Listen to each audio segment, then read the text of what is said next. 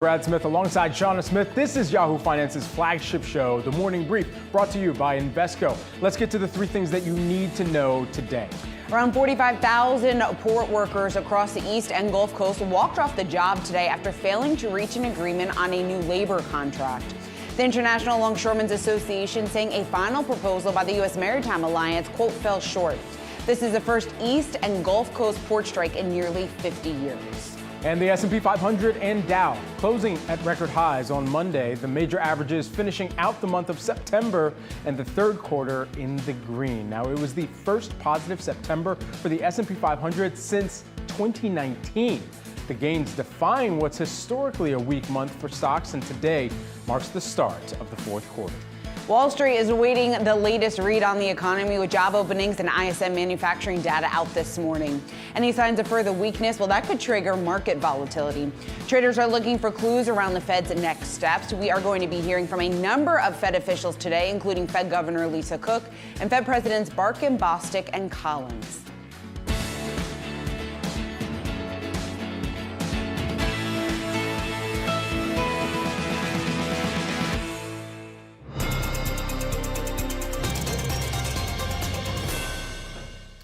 Ports from Maine to Texas this morning are shut down with more than 45,000 dock workers on strike. It's the first coastwide strike for members of the International Longshoremen's Association since 1977. Danny Romero is on location, joining us live from Elizabeth, New Jersey, at the Port of New York and New Jersey. Danny, what are you seeing? Shauna, the message out here is no contract, no work. There are over 200 dock workers out here picketing the line. They've got a DJ going. They've got snacks. They've been out here since midnight. We heard from one of the strike team captains that has been part of the union for over 30 years. And here's what he had to say in his message. Well, we've been out here since 12 o'clock last night, 12:01. We came out here. We've been out here all night. And we just want them to be fair. That's it. We just want fair wages. That's it. We just want a piece of the pie. We don't want the whole pie. We just want a piece. We want to, be fair. These companies, they're making a lot of money, and we just want a little bit of it. Some of the signages out here that the dock workers are holding are phrases against automation, which has been one of their sticking points. We have reached out to U.S. Maritime Alliance for comment. They have not responded to our inquiry, but they did post a statement online. They say that both sides have moved off their previous positions. They've also offered a 50% increase in wages. They've tripled employer contributions to their retirement plans, but they maintain their language around automation. There also was a press conference yesterday with New York Governor Kathy Hochul and Port Authority, and they said that over 100,000 containers will be stored safely, and they are expecting 35 inbound ships over the next week, which will be under the supervision of the Coast Guard. Shauna? All right, Danny, I'll take it from here. Thanks so much. Excellent shot there, and we'll check back in throughout the day. Keeping with the historic port strike here, we're seeing global shipping stocks slide as around 45,000 dock workers along the East and Gulf coasts walk off the job. Our next guest says, and they say who stand to benefit and what industries are most at risk during this strike. Here with more, we've got Bruce Chan, transportation and logistics analyst at Stifel. Bruce, let's start with your base case here. How long do you believe this strike will last? Yes, good morning, Brad, and thank you for having me. So our base case here is 2 weeks, and there's no real hard science to that, but I think a lot is going to depend, obviously, on the political situation and the willingness of the Biden administration to intervene here. Our base case is about 2 weeks. All right, so Bruce, let's talk to us a little bit more about the economic impact here, because I think a lot of investors are asking themselves ultimately what this could mean. Many of them trying to figure out whether or not it's going to have an economic ripple effect, what that means for their portfolio. What's your early read? Right. So the first thing I think it's important to do is to contextualize the magnitude of what this disruption could look like. And this is not something that we think would approach anywhere close to the scale of the post-pandemic surge in 2021, that was really a globally coordinated, system-wide shortage of supply, coupled with the resurgence of demand, really across the world. But that doesn't mean that we, couldn't or wouldn't see significant impact from a stoppage here. And the real key now, I think, is how long ultimately is the strike going to last? If it's something that's 1 to 3 days, probably not as big of an issue. I think that's relatively digestible, especially given, what we see as a pretty slack supply in the freight system right now. But the longer this goes, the more the impact scales, and really it starts to scale exponentially. So, inflation for consumer goods, I think, is going to become an issue if we start to get into that 2-week time frame. We might start to see shortages of consumables. And then, where we'd probably be most worried is for, critical process inventories. Unavailability there could cause shuttering of production plants, potentially, furloughs and layoffs.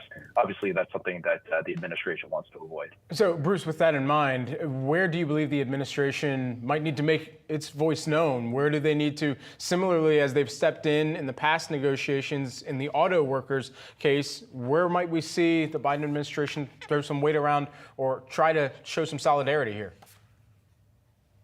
Yeah, so they're really having to thread the needle politically because on the one hand, this is a pro-union, pro-labor administration. We're obviously in an election year. We're a little bit more than a month away from an election. You've got some of the longshore constituency in key swing states. So, they've signaled that they would be supportive of an organic negotiating process. But, once you get into that, again, 2 to 3 week time frame where you start to see broader economic implications, I think, is where you could see them start to invoke Taft-Hartley. And, that would really bring about an 80-day cooling off period. But I think, the key thing to think about there is that even during that period, you could see slowdowns in work. You could see, the ILA bring down shifts. So we still really wouldn't be at full capacity even in that situation. So, Bruce, let's talk about a little bit more about the plays here that are at risk, or maybe you could position yourself to benefit from this. One of the plays that you say are actually could be beneficiaries of the strike, I believe, are FedEx and UPS. Why? Yeah, so air cargo essentially is the only clear beneficiary we can see in this situation. It's essentially the only way to move products in country and bypass the ports. If you think about diversion to the West Coast ports, for example, the West Coast ports are operating with pretty good fluidity, but they're essentially at capacity. And the same is true in Canada. Halifax, the number 4 port in Canada, is pretty near capacity. Montreal is going through its own strike right now. That's the number 2 port in Canada and the number 1 on the East Coast. So there really are not a whole lot of options in terms of a plan B here, other than air cargo, which is significantly more expensive, probably only available to high value goods and again some of those critical process goods. So that should be a real headwind for anybody that owns and operates aircraft capacity. Is there a total economic cost that you're anticipating, even as you're kind of looking across the companies that will be most impacted, a total blow to the economy for the 2 weeks that you were talking about that this could potentially go on for? Yeah, I mean, I've seen estimates out there in the trade press, citing a couple $2 billion or a few $1 billion per day. But again, I think this is something that starts to scale exponentially in terms of the overall impact to the U.S. economy. So, couple days of strike, probably a more minimal impact, but it starts to get much more significant, after that period. Bruce, are many of these companies, many of the shippers, many of those at risk of being, I guess, challenged, at least in the short term? Do they pretty much have checks in place right now that they are better positioned than maybe they would have been 5-6 years ago before we saw more of these strikes begin to happen? I would say technology and supply chain planning is probably a little bit better. So, one of the things that you saw some of the big box retailers do is to, pre-position inventory. That happened earlier this year than it has in previous years. So, as far as consumers should be concerned about holiday peak goods, I don't think there's as much of a worry there. But it's those, consumables, especially the perishables, if you think, bananas, cherries, coffee, European beer and wine, those are things that can't be preloaded into inventory. Those are the things that I think we'll be a little bit more concerned about. What in the negotiations would be perhaps the biggest delta between the cost structure that companies that go through and work through these ports would then have to consider post-negotiation that investors would also have to kind of price into their models as well? And is there any inkling that we could get to that point where some of these companies are going to have to come out and say, all right, we've got to revise what our cost of doing business through these ports looks like and how it's going to impact how investors have already modeled out for growth for these companies and the expense basis? Yeah, thanks, Brad. Look, I think for the importers themselves, there is, an inflationary cost element here. Ultimately, that probably gets passed through to the consumer. So, ultimately, this will be inflationary for everybody. But if you think about the total logistics cost inputs for, most goods, they're on average in the low single-digit percentage. So, from this issue alone, we don't see a major impact to the end consumer. But for, the operators that are in the middle, there certainly is an inflationary impact to consider here. Great insight and perspective, Bruce. Thanks so much for joining us here this morning. Bruce Chan, who's the transportation and logistics analyst over at Stifel. Appreciate it. Thank you. Well, today we're getting a fresh read on the state of the economy. Investors closely watching job openings and manufacturing data out in less than an hour for hints on the Fed's potential next steps here. To discuss how the data might impact the bull market, we've got Yahoo Finance's very own Josh Schaefer here. All right, so a lot of data to really break down here. And of course, another big employment week once again here. Yeah, Brad, it's a big week for eco data, and I think there's kind of a clear read through here for what someone that is looking for stocks to go up might want this data to see. Essentially, you want to see signs of growth, right? You want to see signs that the labor market isn't cooling as fast as feared, and maybe something like the manufacturing sector isn't continuing to see further and further contraction. You're going to get that with a look at that with ISM out at 10 a.m. this morning. I thought Stuart Kaiser put this well to you last week, Shauna, just saying it's all about growth. Like realistically, that is what you're looking for here, and it's because of when we think about this Fed narrative, right? The Fed cut by 50 basis points, a larger cut. They opted for a larger cut.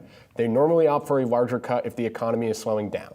Right now, the market has rallied. The market does not think the economy is slowing down. They think the Fed is getting soft landing. That's what investors expect.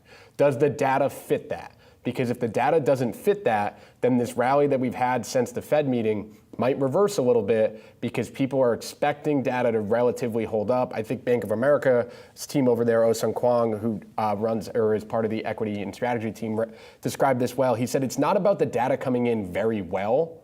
We know that the jobs numbers aren't great. It's not a secret that they're slowing down. It's about them not being terrible. And you could say the same thing with ISM manufacturing, which is coming out at 10 a.m. That's been in contraction for about 2 years, outside of 1 month. So that number isn't going to come in and be great. It's about it not being bad. And so I think that's, again, remembering that we're talking about cooling here. It's just how cold. You don't want something ice cold, right? You don't want your porridge ice cold, Brad.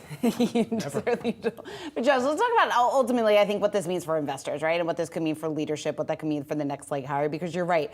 It's all about how this data comes in and whether or not it even just lives up to expectations, because there is a lot of weakness that's already based in to some of those forecasts. But when you talk to so many strategists, and we talked to a number last week that were talking about some of that opportunity in mid caps, given the environment that we're in right now. And then you had David Kostin over the weekend talking about the fact that if we actually get a strong jobs report, that could then increase investor appetite there for risk. So it could also have a real impact on that leadership of what we could see, at least here in the short term. And when you think about risk, you think about low quality, you think about something you've been writing about with small caps maybe, right? And sort of the fact that most people would argue, this is a nuanced argument because I heard someone last week we had on air saying that the economy doesn't necessarily matter for small caps. There's always the other side. But I think a lot of people would argue that for small caps to keep participating, notice since that Fed meeting, small caps haven't really led. It hasn't been like the Fed is cutting, this is the small caps call that we've been hearing all year. You need pretty strong economic data for that to come through. Mike Wilson from Morgan Stanley also wrote this in his note this week. He said for you to get a cyclical rotation into sectors that would benefit from the economy doing well, you probably need unemployment to fall, and you need monthly payrolls to actually come in better than expected. So you need a little bit of a turn in that jobs data, at least in Wilson's view, for you to start to see some of those cyclicals really take leadership, and part of what we saw in Q3 maybe bleed in further into Q4. Yeah, that's a great point. All right, Josh Schaefer, great stuff. Thanks so much for breaking all that down here. What is gearing up to be a busy couple of days here for econ data. Again, we're going to have some of that breaking news out at 10 a.m. Eastern time here this morning. Coming up throughout this hour, we're going to be counting down to the closing bell on Wall Street. You're looking at a bit of a pullback here for the Dow futures and S&P futures, but again, stocks coming off another record close. Plus, we are pushing ahead to earnings out after the bell. Nike, as the company gears up to report quarterly results. And we'll be bringing you continued coverage on the dock worker strike as the East and Gulf Coast ports shut down for the first time since 1977. All of that and more ahead on Morning Brief.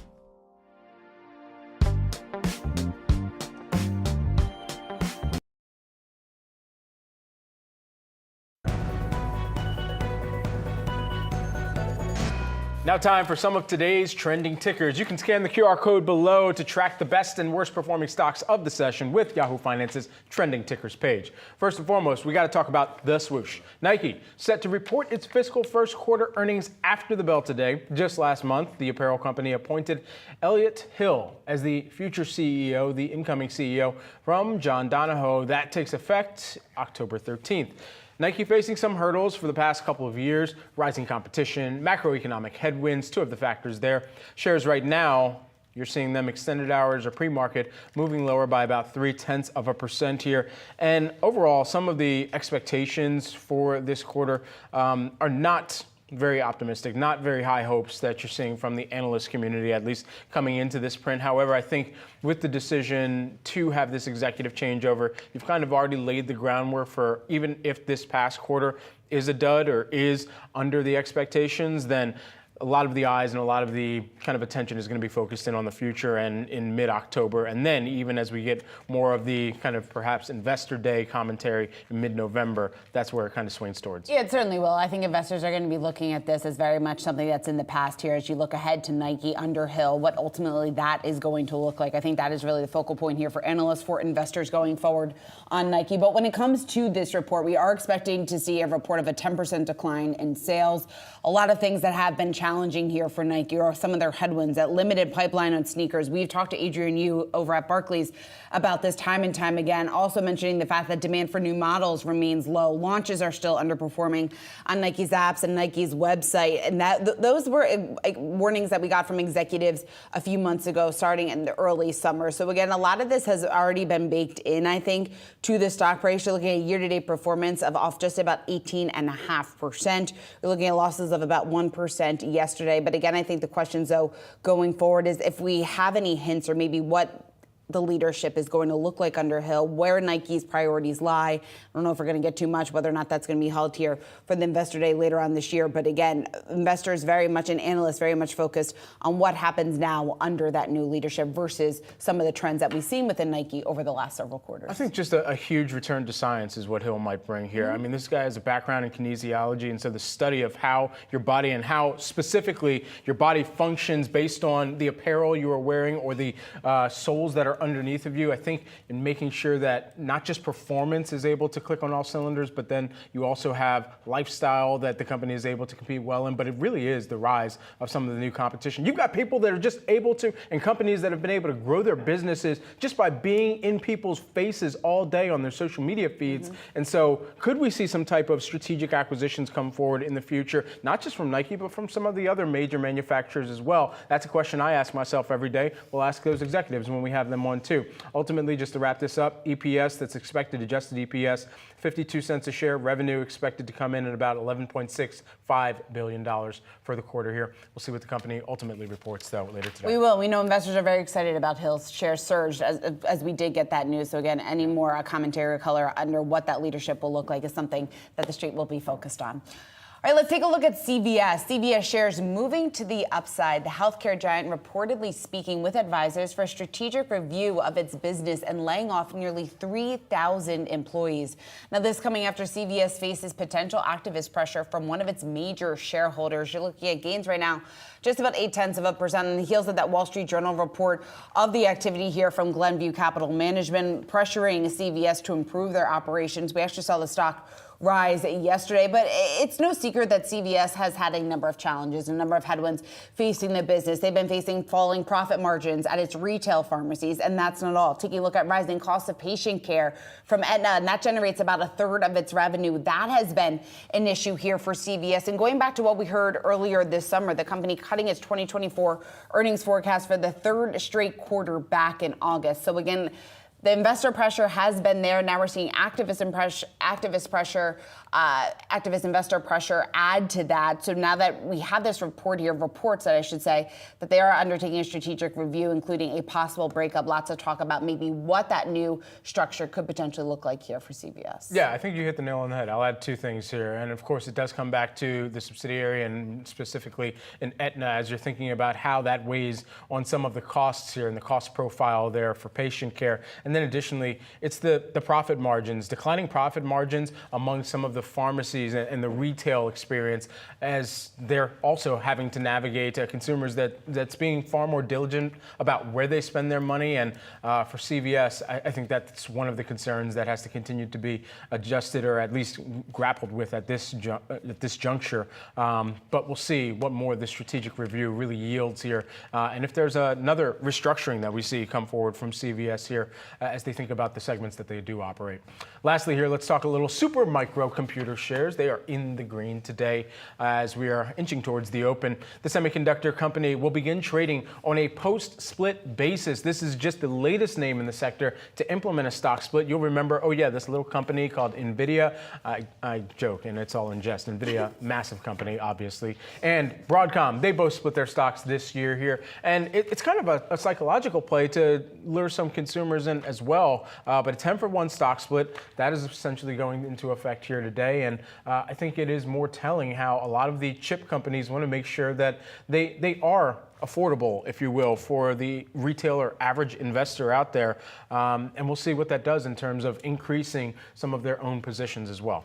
Yeah, when you take a look at that stock price, obviously $41 a share, much more affordable, especially when it appeals to the retail investor out there. But again, like you were saying, they follow in the footsteps of some of those other very popular AI plays. You mentioned NVIDIA, Broadcom, also amongst that list, and not necessarily a massive surprise given the run-up that we've seen in Supermicro and what shares have done, not only this year, but really what it's done over the last couple of years. And when Yahoo Finance, when I got a chance to speak with their CFO earlier this summer, he was talking about that unrelenting demand for their products and basically the runway and the opportunity that lies ahead for Supermicro. He was extremely bullish on that, saying that it's not so much, or it's not at all a demand problem, it's more a supply issue and whether or not they're able to meet that demand at this point. So again, Supermicro, this 10-for-1 stock split, making it a bit more affordable here for the retail investor to get in. Yeah. Again, stock to track.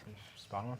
All right, well, coming up, we are going to be counting down to the opening bell on Wall Street as stocks kick off their first day of the fourth quarter trading. That's coming up next on Morning Brief.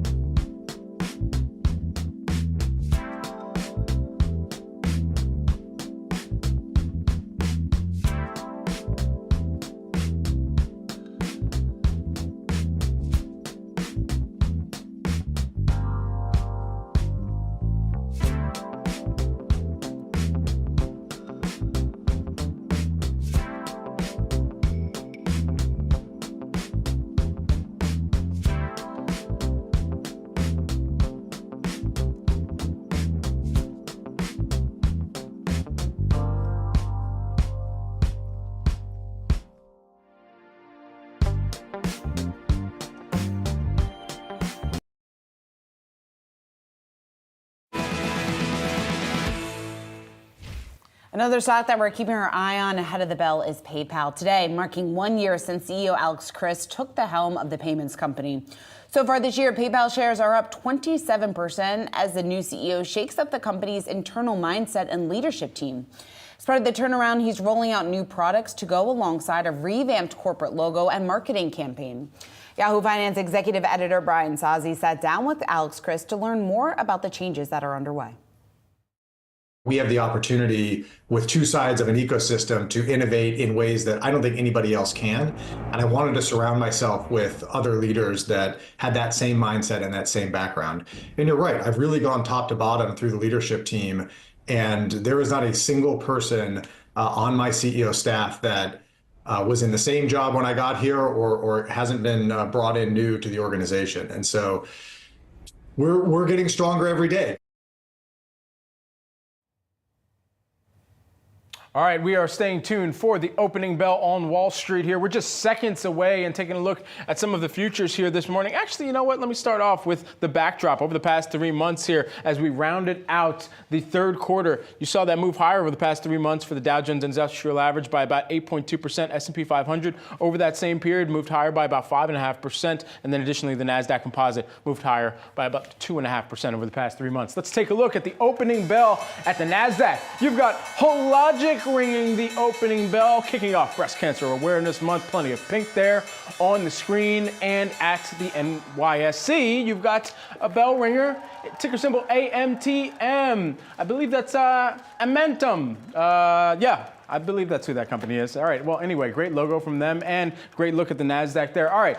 We've officially kicked off today's session. You are watching the Morning Brief brought to you by Invesco. Let's do a check of the markets as the bell just rung here in the U.S. The Dow Jones Industrial Average, you're seeing that begin the day just barely to the downside here by about 0.2%. The S&P 500 begins the day lower by about 0.1%. The Nasdaq Composite, as that was making up its mind going into the opening cross, you're seeing that down by about 0.1%. Let's take a look, as we always do, at the heat maps here. We heard you love heat, so here's some heat. And here's some cooling areas as well. But anyway, all things considered, we're kind of mixed out of the gate here for the S&P 500 11 sectors. You've got energy pulling up the caboose, though. Right now, that's down by about 0.9%, 1%. We'll round that off, too. And then on the other side, leading the charge here, you've got communication services. That's up by about 0.5%. We'll ride out with a quick look at the Nasdaq Composite here, or the Nasdaq 100, I should say. If we were to put 3,400 companies up there, it would be a doozy. So here's a look at the Nasdaq 100 and some of those mega cap tech stocks. So let's get on over to Yahoo Finance's Jared Blickery for more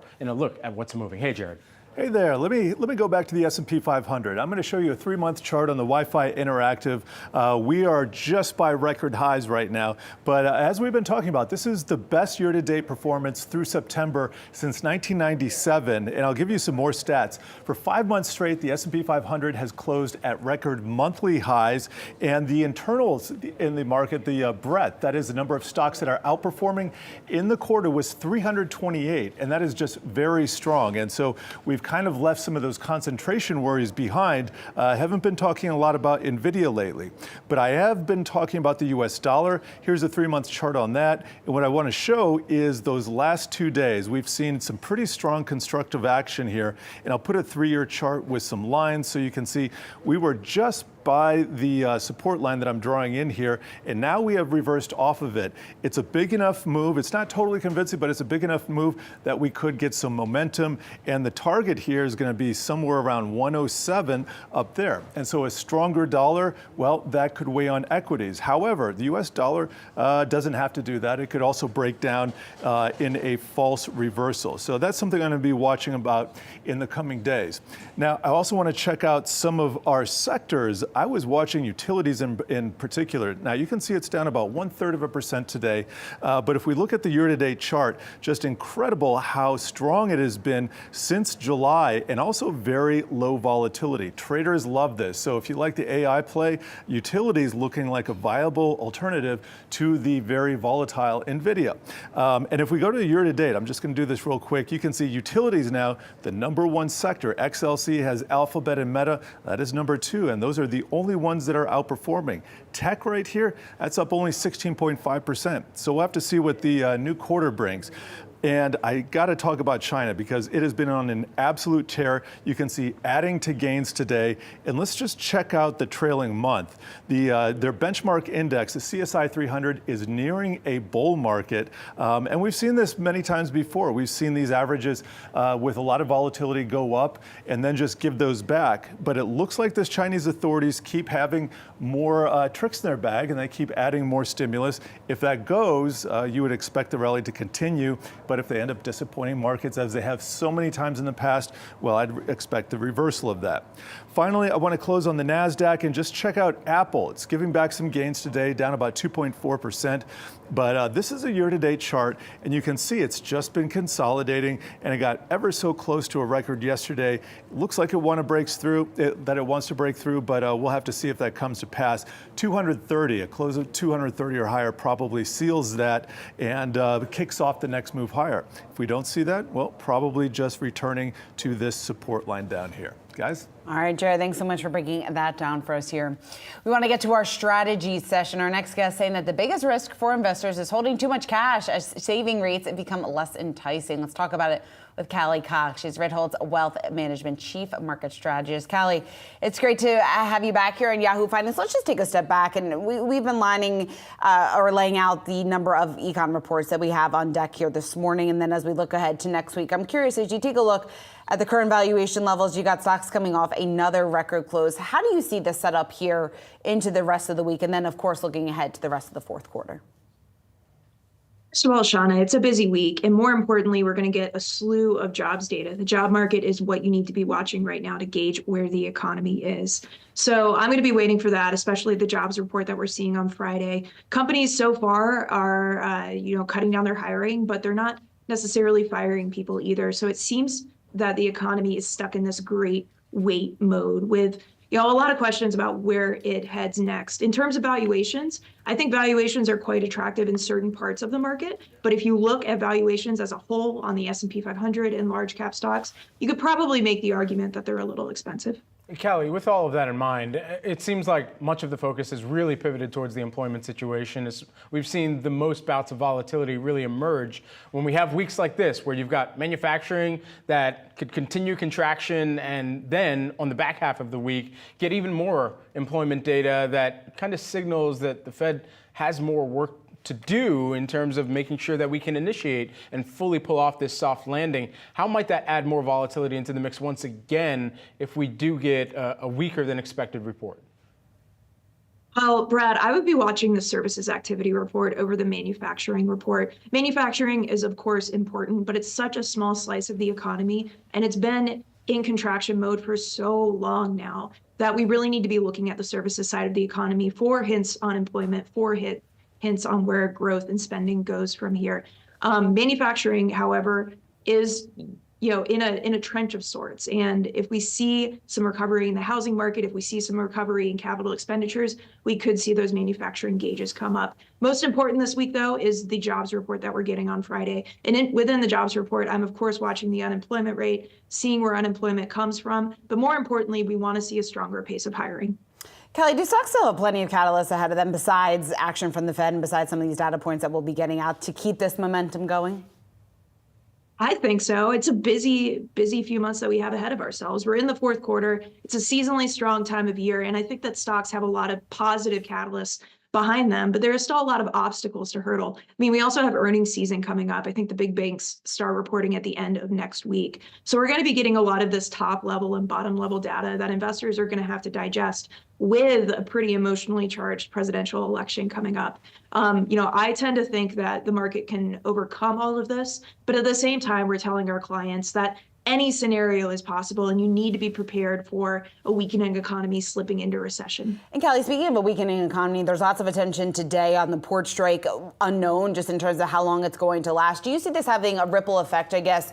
One, the risk that maybe this poses here to the market, but two, is something like this, is that going to prompt investors to take more of a risk-off type of approach? Well, I definitely think the port strike is concerning from a financial perspective. It'll be interesting to hear how a port strike affects, different companies depending on how long the strike goes. From a macro perspective, you have to watch the effect of strikes in the October jobs report. So the one that we're not getting Friday, the one that we get on the first Friday of November. Because strikes, if an employee is striking during the reference week for the report, they're technically counted as unemployed, temporarily unemployed, but unemployed nonetheless. And the market is especially sensitive to the unemployment rate right now. Callie, just lastly, while we have you, for the final quarter of 2024, do you have a favorite sector, a top sector that you believe is well primed and positioned to outperform? Oh, that's a good question. I think rate sensitive sectors are especially attractive at the moment just because the market hasn't fully digested this potential of the economy staying strong with the Fed gradually lowering rates. I'm not saying that's a definite, but I think that that's a possibility that the market still hasn't fully factored in. Callie Cox, Ritz-Holtz Wealth Management. Great, thanks, and thanks for joining us here this morning here, Callie. A lot to digest and process here, and of course, we're all excited to kick off the final quarter of 2024. Thanks so much. Well, Treasury yields are moving lower this morning to kick off a new month of trading after scoring its fifth straight month of gains in September. For more on what to expect from the bond market in the months to come, we've got Jeff Given, who is the Senior Portfolio Manager, co-head of U.S. Core and Core Plus Fixed Income at Manulife Investment Management. Great to have you here on set with us. Thank you for having me. Absolutely. So, I mean, as we are kind of like moving away from what could take place in the equity markets in the fourth quarter of this year, now you've got kind of a different scenario than we began the year with on the fixed income side. What is the biggest pivot that you're tracking there? Yeah, it's really the pivot of what people expect for the Federal Reserve. It's been a bit crazy this year, to be honest with you. You started off, we were pricing in 7 cuts, and then all of a sudden we were pricing in almost no cuts, and now we're back to like 6 cuts. So I think that volatility is going to continue on what the market expects, really based on, the unemployment numbers that we think are going to be the most important thing. And, we're going to be watching very earnestly what's going to happen on Friday. Jeff, when you take a look at some of the movement that we have seen in the bond market in the wake of the decision by the Fed, we did see a positive in the 2s and 10s here. Just in terms of, is that a trend that you think is going to continue, or are we going to see that steepening? And I guess, what does that indicate just in terms of an investment opportunity? Yeah, we do think the steepening is going to continue. Historically, when you get to the end of Fed cutting cycle, you're going to see 100 basis points between 2s and 10s. Yeah. Now, that's when you're probably in a recession. I'm not so sure that's going to happen. So maybe it's 50 basis points this time, but we still have a lot of steepening to go. Not that surprising we backed off it. We moved quite fast, over the summer as we got ahead of ourselves a little bit. Yeah, Jeff, do you think the bond market is still ahead of itself just in terms of what it's pricing in, what it's expecting the Fed to do versus maybe the more likely outcome at this point? I do. I think that pricing in another 50 basis point cut in the next meeting and then another 50 basis points is a little bit much. Mm-hmm. I thought they'd go 25 this last meeting and leave the 50s for when they're in trouble. Mm-hmm. But I wouldn't be surprised if they dial it back to 25 in the next 2 meetings. I mean, it's really been the depths of the cut that have caught the markets kind of flat-footed at this juncture here. So, I mean, it's really thinking about how the Fed will have to continue to show this kind of combined force and maybe only have one dissenter on a continuous basis, but be unanimous in their decision making. How might the bond market swing just based on the tenor that they sense, or at least the kind of unanimous type of sense that they're getting from the Fed at this juncture? I do think it's really important for the Fed to be close to a unanimous, and it makes sense to have one dissenter out there, especially a governor saying, okay, maybe we don't need to go as fast. That's going to be the brakes on the marketplace, so to speak. I mean, who wants to be that person? That's just like, all right, cool, I got the short straw, I'll be the dissenter. Somebody always wants to be difficult, don't they? But it'd be boring if everyone did. Right, but you were saying how important that is. It is, because that's going to give the market more confidence that the Fed knows what they're doing going into the meeting and coming out of the meeting. And that signal, we think, is very, very important. So I guess how should investors then be thinking about this opportunity? Because there's so much uncertainty about whether or not we are going to see further weakening within the economy, what that risk of recession looks like, ultimately how that plays out for the bond market. Where do you see the most attractive opportunities right now in fixed income? I think first, along the curve, it's not about just taking duration, it's taking the right amount of type of duration. So looking at that intermediate part of the curve is very important. We may not see 30-year yields drop a whole lot, or even 10-year yields drop a whole lot, but you could see that 5- and 7-year yields come down fairly significantly as that curve steepens out through the cutting cycle.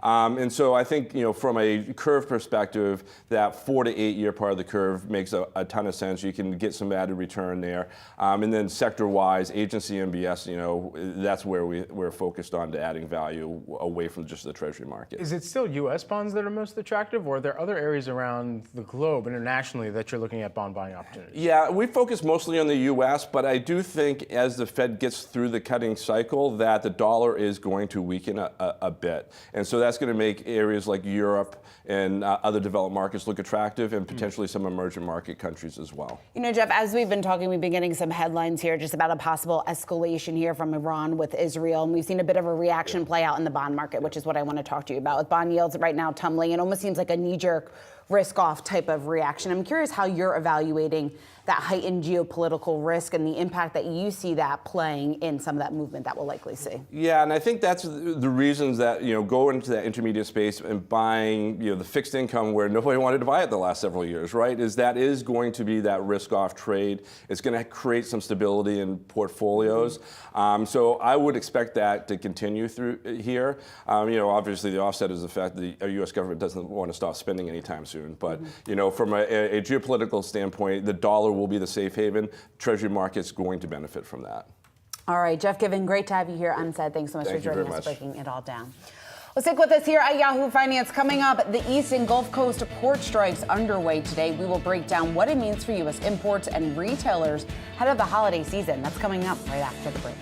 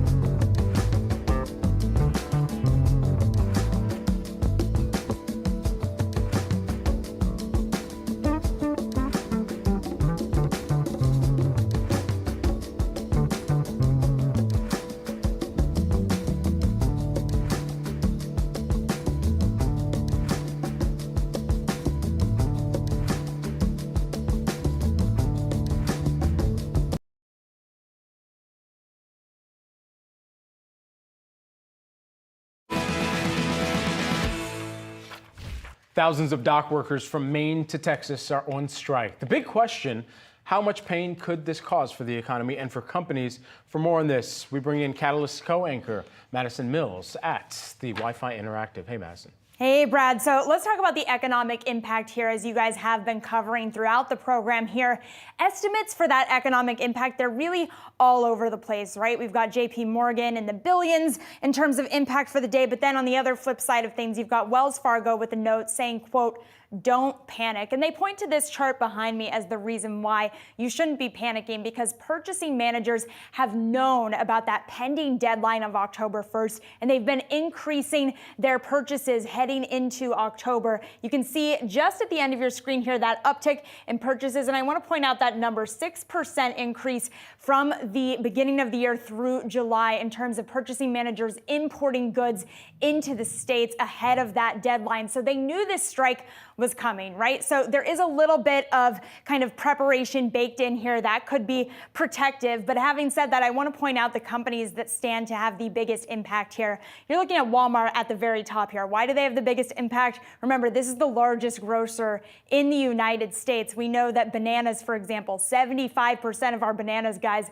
coming in through these ports. That is, of course, going to have a huge impact on a company like Walmart. If you look a little further down here, Home Depot, Amazon, they are likely to have less of the brunt of the impact because those non-perishable goods can be warehoused, at least for the first couple of months. Of course, there are costs associated with that as well. So if the strike does go on, that could lead to inflationary pressures. I do want to point out here that there is this big question about whether or not we are going to see the costs for these retailers trickle down to consumers and reignite inflation. We do have one potential example to look back to as an indication of what we could see in the future here. That GM strike last year, the Federal Reserve found almost no impact to the cost of vehicles. So that could be an indication that so long as this strike doesn't go on for months and months and months here, of course, that's a big question, we could see the blunt of this really kind of stalled at these ports because of the way that these companies and purchasing managers have already hedged against any potential impact of the port closures due to these strikes, you guys. All right, Maddie, thanks so much for breaking that down for us. We want to continue with the fallout here from the strikes at the ports and the dock worker strike coming just weeks before the holiday shopping season starts and a closely watched presidential election. Earlier this week, President Biden making it clear that the federal government would not intervene in the strike. We're joined now by Jonathan Gold, National Retail Federation Vice President for Supply Chain and Customs Policy. And Jonathan, I'm going to guess that this isn't welcome news here for you. I'm guessing that you do want the Biden administration to intervene. So what is your message to the administration? Thank you. I mean, absolutely. At this point, with the strike that is ongoing, we need the administration to get the parties back to the table, end the strike, get the parties negotiating, and get a deal that provides certainty for these ports moving forwards. You know, all that considered, John, and we'll see what the administration's response is. I mean, I've been to NRF shows in the past and seen how much technology is talked about within the entire supply chain and logistics and retail management experience here. I mean, how much of that needs to be factored in for both sides to really consider how this is going to both automate and help out some of the productivity within these ports? Look, I mean, the big issues on the table for the two parties were wages and automation, and there are a number of other issues as well.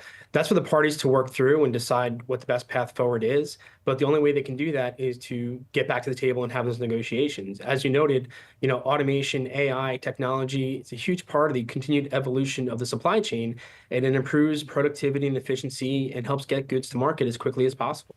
Jonathan, is this going to disrupt the holiday shopping season? I guess, what does that fallout look like? Look, as you noted, a lot of retailers took advanced mitigation steps to ensure that product will be on store shelves. They brought product in earlier in the peak shipping season. They've shifted product to the West Coast, and that's all been reflected in the numbers we've seen through our global port tracker as well as other numbers. However, even taking some of those steps, a prolonged strike is certainly going to have an impact on the supply chain. And the thing to consider here is the time it's going to take to recover from a strike. You know, it takes 3 to 5 days to recover from a one-day shutdown. If that goes for a week or 2 weeks, that compounds, and you're looking at months for potential recovery. How long of a strike are you anticipating? And then the full recovery, especially when you add on that it's going to be a peak volume season for many of the retailers that are relying on these ports as well. I wish I had the answer on how long the strike is going to go for. I think that really depends upon the parties and, to be honest, the administration and when they're going to decide to step in and get the parties back to the table. But it doesn't come back to the administration, right? I mean, the administration can be a voice here, but it's still, as you mentioned, going to be these two parties coming together and netting out. So where is kind of the biggest hang up that you believe that it could mean a cost gets passed on the consumer as well? Look, I think the administration can take several actions. The Taft-Hartley Act certainly is one of those that implements a cooling off period between the parties to continue to negotiate. You know, we can look back to what happened in 2002 when we had the 11-day lockout at the West Coast ports, and most experts say that took close to 6 months to recover from. I think the economy, as we all know, is in a very different spot now. So a prolonged strike at the East Coast and Gulf Coast ports, you know, could take up to 6 months, depending on how long that strike goes for. But it's imperative we get those ports back up and running and operating, because this is going to affect millions of other workers, millions of businesses, imports and exports, who all rely on the flow of commerce through these ports. You know, we spoke earlier with Bruce Chan, the Stifel transportation and logistics analyst, and he was mentioning and really commenting on the impact that this could have to the consumer. What is the anticipation on your side on that effect that ultimately consumers might have to be bracing for as a result of these strikes? I mean, look, we certainly hope there won't be an impact on the consumer. We hope this strike ends quickly and goods continue to flow. However, the longer it goes, the more potential there is for, you know, goods maybe not to be there. But again, retailers have taken steps to mitigate that. But it's going to be a challenge. And again, unfortunately, it all depends on how long this strike goes on for. Jonathan Gold, National Retail Federation Vice President and Supply Chain and Customs Policy. Thank you so much for taking the time here. Great. Thank you. Coming up, everyone, some top trending tickers from Yahoo Finance's homepage. That's next.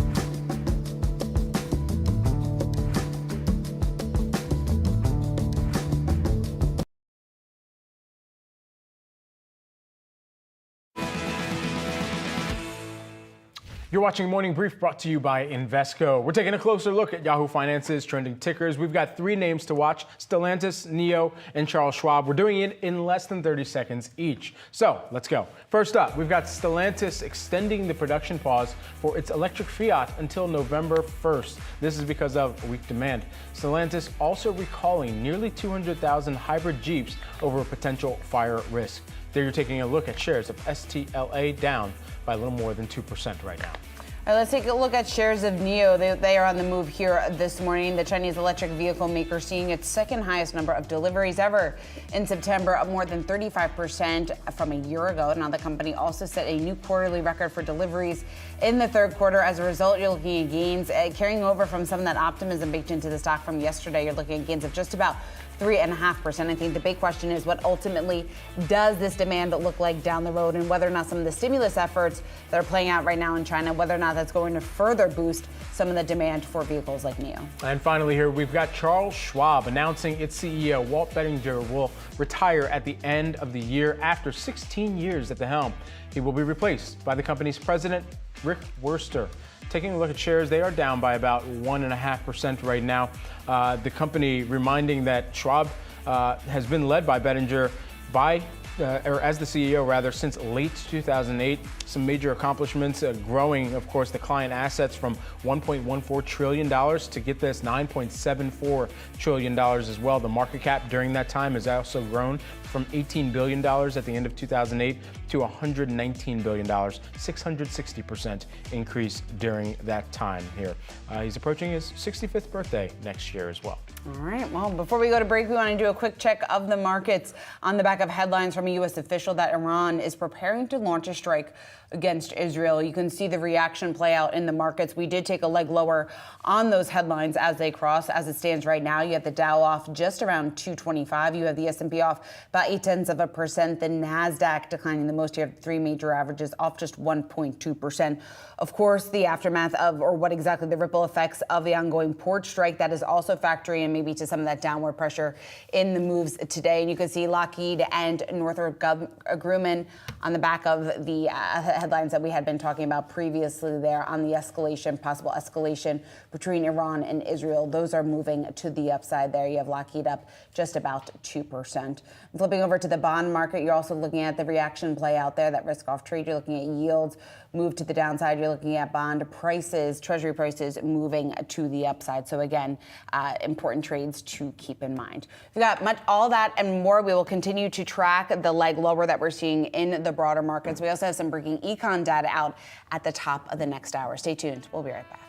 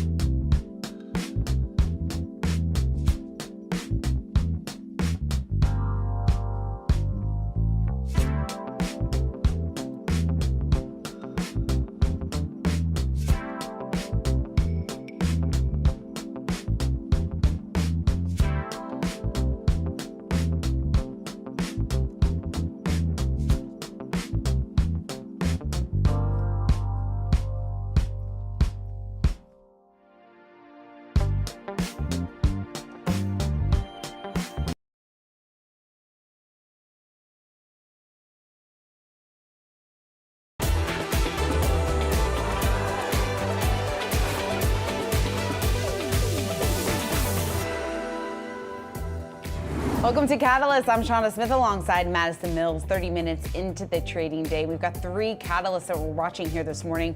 Fresh reads on the labor market, a historic port strike, and a big media merger. Well, JOLTS data is crossing the wire now. That gives us insight into the amount of turnover, job openings as well in the workforce. We've also got ISM data. That'll give us some insight into manufacturing and inflation. We're going to walk you through those numbers in just a minute.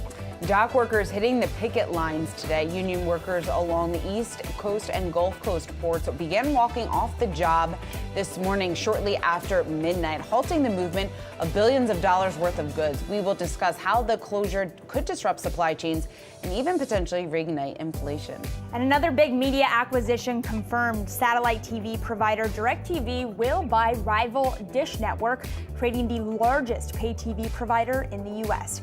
What's next for EchoStar? We're going to ask the CEO and president right here in the next half hour, so stay tuned for that conversation. We want to get to first some breaking news that we have out here at the top of the hour, the JOLTS data, job openings data. Now, this is really one to note here. We've been talking about what the health of the labor market looks like right now, and these numbers coming in actually way above expectations. You're taking a look at this number coming in just above 8 million. So job openings rising 329,000. Now that was versus the estimate for an overall number of 7.69 million. So a huge beat there. So Maddie, when we talk about what ultimately this could mean for the health of the jobs market and maybe some of that weakness that we'd expected, is it necessarily being reflected quite yet? I also want to take a look at the ISM Manufacturing Price Index, falling by the most since May of 2023, coming in at 47.2. That is below the estimates. The median estimate range was 47.5, according to estimates here. We did see a rise in new orders. We also saw production lifting a little bit, but an important indicator here, employment falling to 43.9 versus 46. That is a little bit in a dissonance with the obvious good news that we're hearing about the labor market in terms of the beat in job openings that you just mentioned here, Shauna. But that important headline number, the lowest prices paid of the year, potentially a signal that we are seeing a little bit more of that cooling when it comes to inflation. All right, well, let's talk about this. We are also getting the S&P Global Manufacturing PMI coming in at 47.3 compared to those expectations of 47. Joining us now, we want to bring in Chris Williamson, S&P Global Market Intelligence Chief Business Economist. Chris, it's great to have you. So talk about the two data points that we were just going through. When you take a look at the manufacturing data that we're getting out from ISM, you compare that to the jobs market and maybe some of that strength, if you can call it that we are seeing there. What is your read on where things stand for the U.S. economy? Yeah, so it's some interesting numbers there. Lots to digest in a very short space of time, especially those diverging labor market numbers. Certainly, we're seeing signs in our manufacturing survey here at S&P Global as well of a softening employment trend in the manufacturing sector, as we saw in the ISM numbers just now. And both of those surveys signaling weak demand trends, so new order inflows. They're really soft at the moment, really quite a worrying forward-looking indicator. But it's quite a strange time at the moment. What we're hearing from companies is there's been a bit of a pause in spending and in hiring at the moment ahead of the election. The uncertainty caused by the presidential election has really led to this soft patch that we've got at the moment. And what we saw in the survey, for example, was future expectations. They actually picked up. So companies getting a little bit more confident that in a year's time, things are going to be better than they are now. But they've just got to get through all of this uncertainty, come out the other end, and things should start to look a bit brighter. But at the moment, we're stuck in this soft patch. And those employment numbers in particular are weak. But the positive sign here is that those price numbers came down. The ISM price numbers came down. We got soft readings in our manufacturing survey as well. So that just opens that door that little bit more potentially for the Fed to cut rates if it needs to. What do you think that cut could potentially look like next, Chris? Obviously, that is the street's favorite game right now, dissecting any signals of whether or not we'll get 25 or 50. We think 25, but we think two more 25 this year. So they'll step down the pace of which they're cutting. They don't want to be seen to be almost talking the economy down by saying we need these, we've got to get things back on an even keel because things are falling apart. What we saw in the manufacturing survey is some respondents were saying they actually got a little bit worried about the outlook because of all this talk about, gosh, all this stimulus needed. They've gone too far, demand slowing too much, Fed's getting worried. So the Fed wants to try to get that argument balance back, sort of rein it in to say that we're just doing what's necessary to keep things rolling along. And at the moment, it's I say this very soft picture, but I would argue that you've actually got some upside. So while we've got two 25 basis point cuts in for the rest of the year and some further cuts in for next year, I think the upsides are potentially being overlooked. We certainly need to keep them in mind. Now, in particular, this geopolitical uncertainty we've got at the moment, in particular about the presidential elections. If you get some clarity beyond that, there's room for a little bit of a bounce here. You've also got stimulus in China now, which interestingly comes at a time when we think there was quite a bit of pre-purchasing earlier in the year, a lot of shipments coming from China as companies were trying to get ahead of the game. That if there was potential for tariffs and protectionism, they got their shipping in earlier. Do you remember all these shipping rates spiked higher? That was people moving goods earlier. So there was this bringing forward spending and orders from the second half of the year into the first half. So we're paying the price of that now. We've got this weaker global looking manufacturing picture in recent months that's partly a symptom of that. So again, you've got some upside. Once that inventory shift has taken place, you're back to a period where demand's starting to solidify again. So it's going to be interesting, I think, to see how this plays out. But certainly a lot of people seem to be overlooking those upsides that are around at the moment. Yeah, Chris, you mentioned some of that rising geopolitical risk, and you framed it in the context of elections. But I also want to bring up the headlines that we're seeing across this morning, because there are reports, and the U.S. has indications that Iran is preparing to launch ballistic missile attack against Israel. And I'm curious, and we're seeing that reaction play out within the market right now. We're seeing it in equities, we're seeing it in the bond market, we're seeing a spike here in crude prices. I'm curious how you're evaluating that from an economic perspective and some of the risks that then poses to the global economy. Yeah, well, certainly it poses a risk, and it's one of these risks that's been simmering along throughout this whole process. We've seen through the risk indicators that we track that at the moment, geopolitical risk is higher than we've ever had before, and this goes back to like the Second World War. The amount of factors that are at play at the moment that are weighing on the business mood are quite unprecedented. And this is just another ratcheting up of that. So we are seeing businesses very guarded about the geopolitics environment at the moment. But it's interesting that a lot of companies, they're getting to the stage now where, look, we've just got to live in this environment now. We've been with it for some time.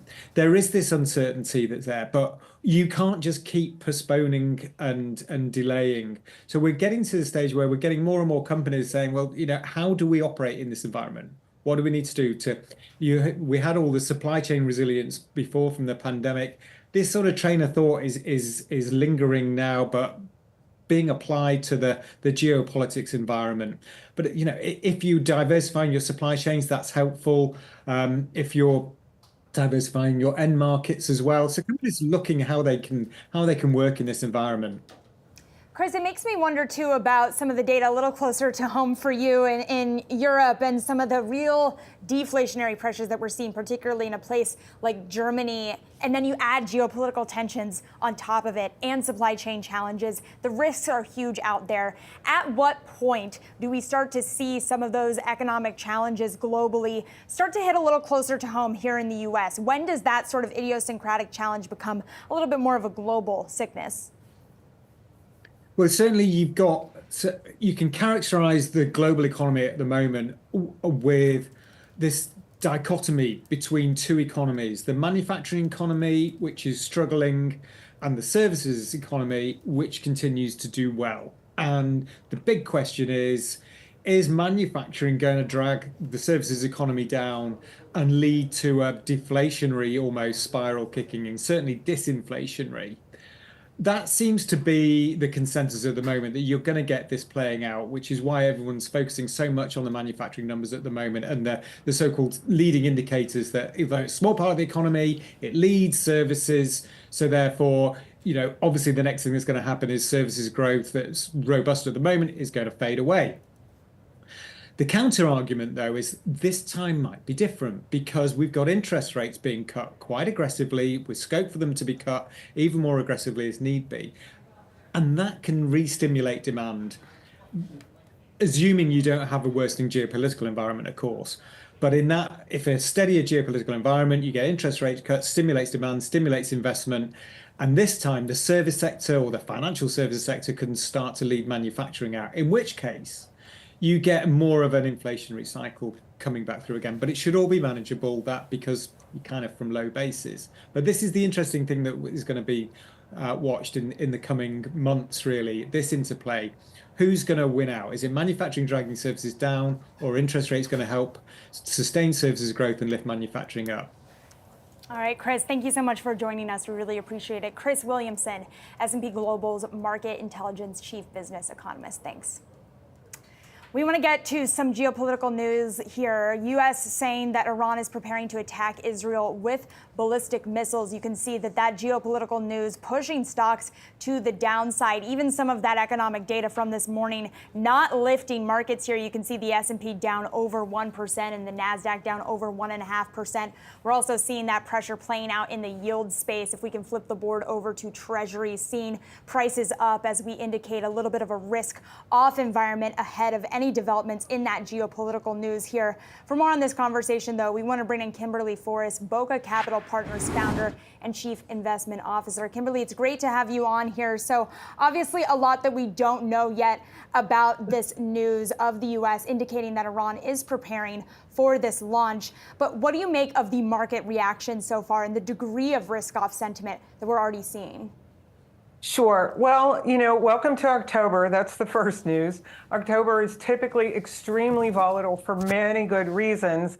And, the potential for a larger scale war that's been brewing for decades, that certainly is something that the market reacts to. And it's pointed in the direction that you would think. So I would not give up hope, though, because my basic how I roll through life is probably the best thing that I can imagine isn't going to happen, and neither is the worst. It's somewhere in between. And I think that's really what investors should think about. That's one way to look at it.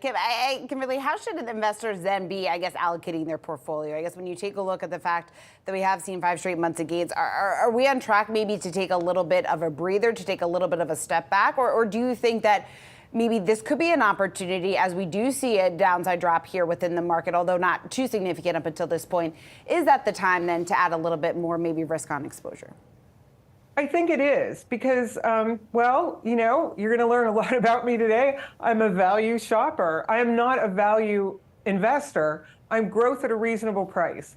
And whenever people sell for material reasons that aren't necessarily attributed to a company, I want to take a look at things that are on my list to buy. I'm a very long-term investor. I'm looking out 3 to 5 years. So I think in the next 3 to 5 years, there's a good chance that, we return to growth, the world calms down, and these companies that we're looking at might be able to outperform the market between now and then. Kimberly, based on the JOLTS data this morning, it sounds like a lot of these companies are also hiring, which is not the sentiment that is out there right now. Over 8 million openings, an increase of over 300,000 jobs. But then you look at the quits rate and it's maybe a different picture. I guess I will let you explain it because you're the expert here. But What do you make of that jobs number, and why is that not potentially a lift for the equities market? Sure. Well, a couple of reasons. What we've learned by watching JOLTS so carefully during the 2020s, is that JOLTS is kind of aspirational for companies. Whenever we had it 2.5 jobs per job seeker, a lot of those jobs went unfilled because, there were people that didn't have the qualifications. So I always look at JOLTS as these are companies' wish lists about finding the perfect employee. They want to find them, but they know that when they're putting that ad out there, there's a good chance they're not going to hire. So that's the way I look at this JOLTS data. Now, that being said, it is very promising that it's turned around. Pretty much all year, JOLTS has been reducing its total number. And as you say, the amount of people quitting to either not work or to go to another job is lower. So I think job seekers, which if you're employed, you're a job seeker, they're getting much more cautious about where they're going. And they're not going to take a chance, let's say, on a startup in my old world of software engineering.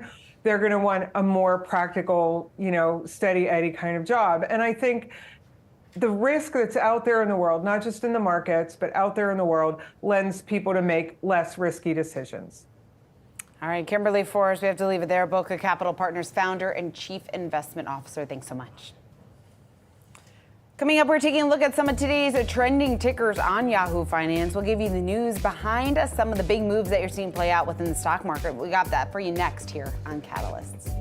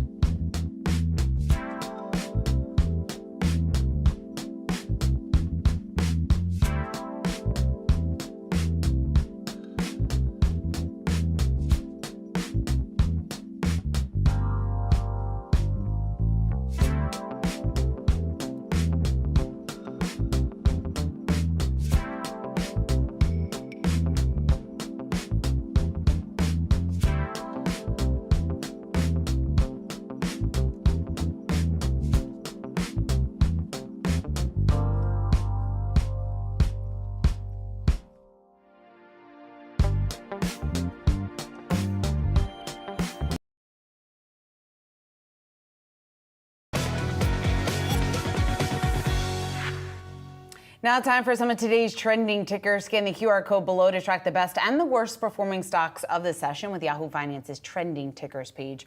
Starting with Apple, analysts closely watching iPhone demand, hoping it will reaccelerate revenue growth, but it doesn't look like that might not be the case, or at least living up to expectations. You're looking at losses of over 3% here for Apple today. Barclays writing that availability of the phone suggests weaker demand compared to last year. So let's talk about what is in this report. This is analyst Tim Long over at Barclays, and he was citing supply chain channel checks. Within that, he wrote in this note, Apple, quote, may just have cut roughly 3 million units of a key semiconductor component in iPhones for the December quarter, which, if confirmed, will be the earliest build cut in recent history. So that is the significance there. They also went on to talk about the availability of the phone, and from their checks, they're suggesting, quote, softer demand for the iPhone 16 relative to what they saw last year. The firm right now has an underweight rating on Apple. That is important to point out. $186 price target on the stock. That target is one of the lowest among analysts on the street. So again, some of the reads that we're getting, conflicting reads, I think you can say, on the iPhone 16 and what those demands are. But again, Barclays coming out with more of a bearish view of what that demand and what some of their channel checks could likely signal here. And as a result, we're looking at a big drop here in the stock today, Maddie. And we're obviously seeing all the major indices moving to the downside, but I think the Nasdaq was already under some pressure, partially because of the degree of downside movement we're seeing in Apple. And as a reminder, Apple now the biggest contributor to the S&P 500 year to date,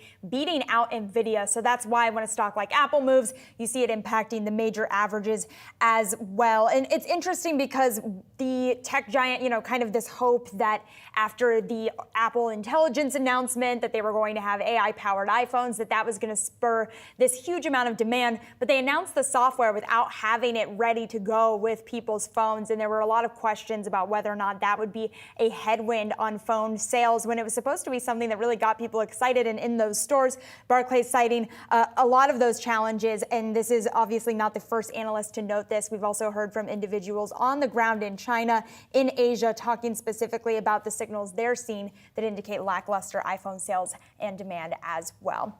Let's turn now to Dell. Founder and CEO Michael Dell selling more than $1.2 billion worth of stock last week. This is his second big sale in the last month. He sold more than $2.3 billion total for the month of September. And I want to point out that he sold 10 million shares. That was the previous sale here. That was worth $1.2 billion. So when you add it up, you get over $2.3 billion here. And obviously, when you hear of a chief executive at a company selling off their shares, that is sometimes indicative that maybe they know something that other investors don't. That can be a bearish signal, but other times it's just executives wanting to, have their own liquidity for their own purchases outside of their companies. Michael Dell certainly not struggling. I took a look at the Rich Go index on the Bloomberg Billionaires Index this morning. He's now the 13th richest person in the world, partially because of the AI rally that has driven Dell to so many all-time highs. You're looking at it on your screen right now, up 66% in the past year. Yeah, and I think you also have to take these types of headlines with a grain of salt, just in terms of maybe what this could indicate. Yes, and there's no surprise that sometimes this could be a bit ominous or a bit worrisome here, and that is why we could see shares fall as a result of this. But that's not necessarily always the case. So I think that's important for investors to keep in mind. And remember, it was just a few days ago that we got actually a bullish call out on Dell. We had Deutsche Bank resuming coverage of the name with a buy rating, a price target of 144. So there still remains a lot of optimism out there on the street, maybe for what the growth at Dell is going to look like. But again, when you get a headline like this, given the fact that maybe this could indicate something a bit more weak, that is why we're seeing some pressure on the stock here today. All right, finally, carrying the owner of Gucci downgraded to sell at Goldman Sachs. Analysts expecting the coming months to be difficult for the luxury market despite China's economic stimulus. You're looking at losses of just about 2.5%. It's another day, Maddie, and we're talking about another luxury stock that could be under pressure here as a result of some of that ongoing weakness within China. And Goldman Sachs coming out saying that maybe this is going to continue for quite some time. And what's interesting to me about the timing of this is this comes after the stimulus headlines last week. And I think there was some optimism that started to be baked into some of these stock prices that maybe this will ultimately lift some of that demand that has been lagging or hasn't lived up to expectations here in the last couple of quarters. But again, Goldman Sachs doesn't really sound like it is changing at least their base case for the investment thesis right now, in keeping with, or downgrading, carrying right here today. And as a result, you're looking at shares drop. Yeah, and it's interesting because on September 26th, obviously last week, over the last 5 days, you see this huge run up in the stock, to your point, Sean, off the heels of that stimulus news. And then Goldman really pouring cold water on that idea, saying that stimulus is not actually for those luxury purchases. Unfortunately, that is not the point of the stimulus here. It is really about other items, and they don't see it being a tailwind for the luxury space. They say, quote, "We expect a difficult 6 months ahead for the luxury peers. The appetite to purchase high-end discretionary goods is dependent upon the health and confidence of the consumer." Obviously something that is not there when it comes to the China story, and that is why it was required that the government step in with this stimulus. It's certainly a story that's not going away, and we will continue to cover. On the other side here of this break, we're talking with a shipping executive about the impact of those ongoing dock workers striking across ports in the U.S. We'll be right back with that conversation and more.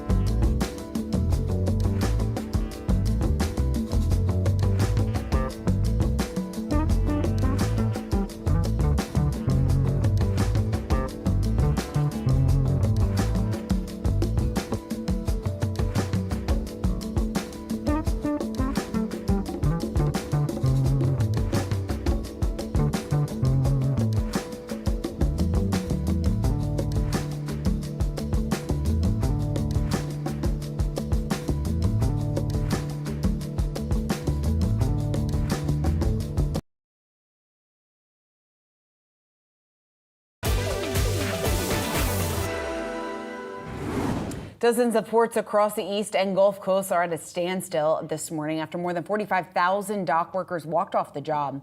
A prolonged work stoppage could have a big impact on shipping supply chains ahead of the holiday season. Joining us now, we want to bring in Stamatis Tsantanis. He's the CEO of Synergy Maritime and United Maritime. Together, both companies have a total of 25 ships around the world. And you do dry bulk shipping and not containers, but you do go to the same ports as these containers. So I'm curious, Stamatis, just what you are hearing from your peers within the industry, what the conversation is, and what you think this fallout could potentially look like. Well, it's first of all, good morning, and nice to be here. Thank you for having me. I think it's a combination of a number of negative events, because it's not only the port strike that has been affecting the cargo flows, but also the Red Sea disruption. So a lot of things, that are actually aiming towards the east coast of the United States have already been diverted around the Cape of Good Hope, and having to face with a strike and closed ports. That is, another negative effect. So altogether, I believe it's negative. I think that the cargo flow of consumer goods will be severely affected. And, for the time being, I don't really see any resolution other than it's just very bad for the U.S. economy.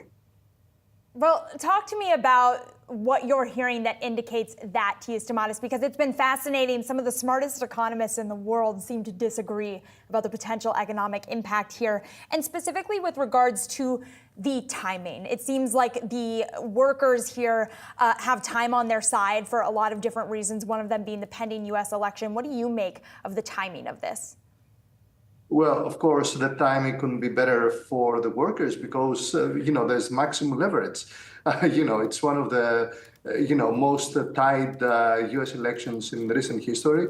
And, it goes without saying that the workers will try and get the maximum leverage from the government to get what they're asking for. So if you ask me, from their perspective, I believe it's great timing. As for the cost for the U.S. Economy, I believe it's kind of self-evident here. They talk about $4.5 to $7.5 billion of losses per week. So I don't really see how that is not going to be affecting, consumer spending and, the availability of a lot of products. Stamatis, I'm curious, does this at all just change your planning, how you're thinking about the routes for your ships, just this ongoing risk maybe that we do have of these strikes? Our company has exported about 2 million tons of coal from the port of Baltimore. Right now, we have not really been affected by the strike, and I don't foresee us being affected by that. But overall, whatever disruptions happen in shipping, it's good for all of us as shipping companies because, freight rates go up, ton-mile effect goes up. So, the more ships you want, the better it is for the market. And unfortunately, the worse it is for the consumer that has to pay for the increased shipping costs. And, taking decisions of building ships or scrapping ships is not something that is dependent on strikes or geopolitical events. I mean, these are, investments that last for 15, 20 years. So you cannot really time your investment or produce a ship in a magical way with a magic wand, in 2 weeks because you just need to have the ship at a certain port at a certain time. It's as simple as that. Talk to me about the automation portion of the issue when it comes to workers. Their key issues here are wages, of course, and then automation. They don't want their jobs taken away. From your perspective, how do you feel about automation here? Automation is a one-way street. I'm very sorry to say that you cannot really, it's like going back to the typewriter. I mean, you definitely need to have automated systems. It just goes without saying. It's, we had one of our ships, loading in Australia last week with a vessel that was loading our ship with iron ore, fully automated. There was nobody on board that ship, maybe like one person. And they were like throwing thousands of tons of iron ore on board our ship with no person, available to load. So I don't really see how you can go back with that. And most importantly, it's not just evolution, it's the strategic advantage of the United States versus the other economies. I mean, if you go to the Middle East, if you go to the Far East, and even Europe, you suddenly feel how such a great country like the United States has fallen behind in infrastructure. And automation is kind of, needed. That's what it is. All right, Smanis, we got to leave it there, but thank you so much for joining us and letting us know what you are hearing on the ground as well. We really appreciate it. Thank you. Nice meeting you.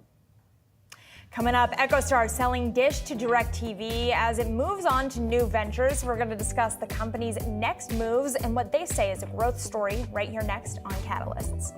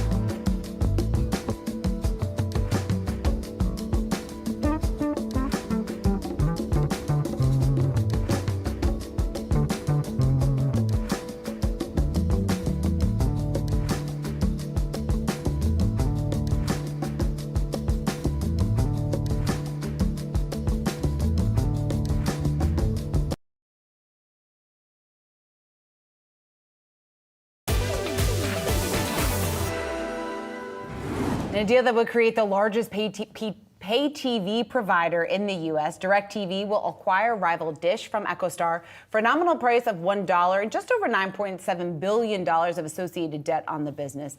Joining us now is EchoStar President and CEO Hamid Akhavan. And Hamid, it's great to have you here in studio. Thanks so much for taking the time to join us. So talk to us first just about the timing of this, why this is right, why this strategically makes sense for your business and for EchoStar. Yeah, thank you. Thanks for having me here. Great questions. I mean, there are a couple of different angles for us to make this the right timing.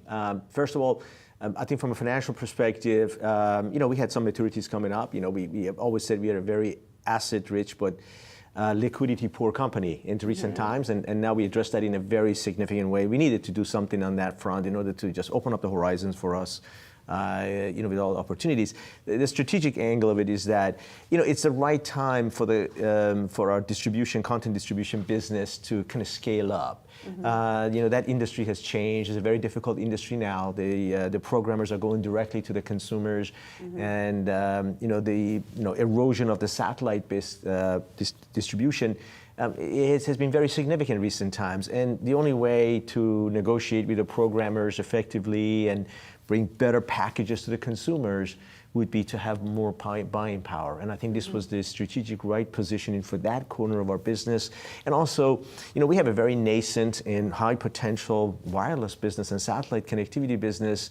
And to feed that, we really needed to have focus and some financial power to do it, some liquidity. And I think this allows us to do that. Focus on where we think we can, create additional value and have the financial freedom to take advantage of that. And then also, put the content business, distribution business into a larger hand that can make it thrive again. It feels like you're moving from one hyper-competitive area, though, right? Streaming, content distribution to another. We know that the three major mobile carriers out there really are dominant in the space, right? What is your competitive advantage when you're going up against AT&T, T-Mobile, Verizon? Yeah, so I would, first of all, I would say that, in the content side of the business, you're right, it's hyper-competitive. There's like everybody has many ways to get content these days, and you guys know more than I do about that.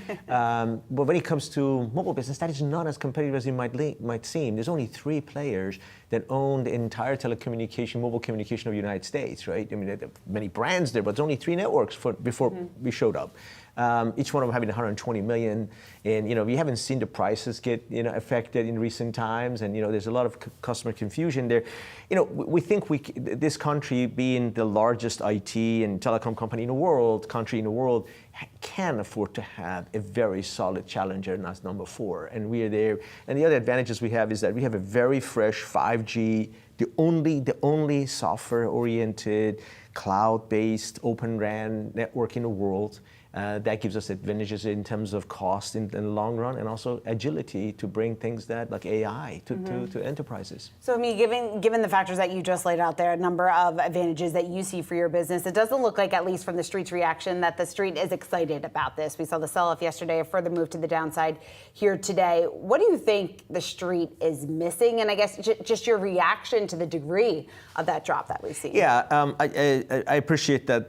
This was a very complex transaction. By some accounts, the most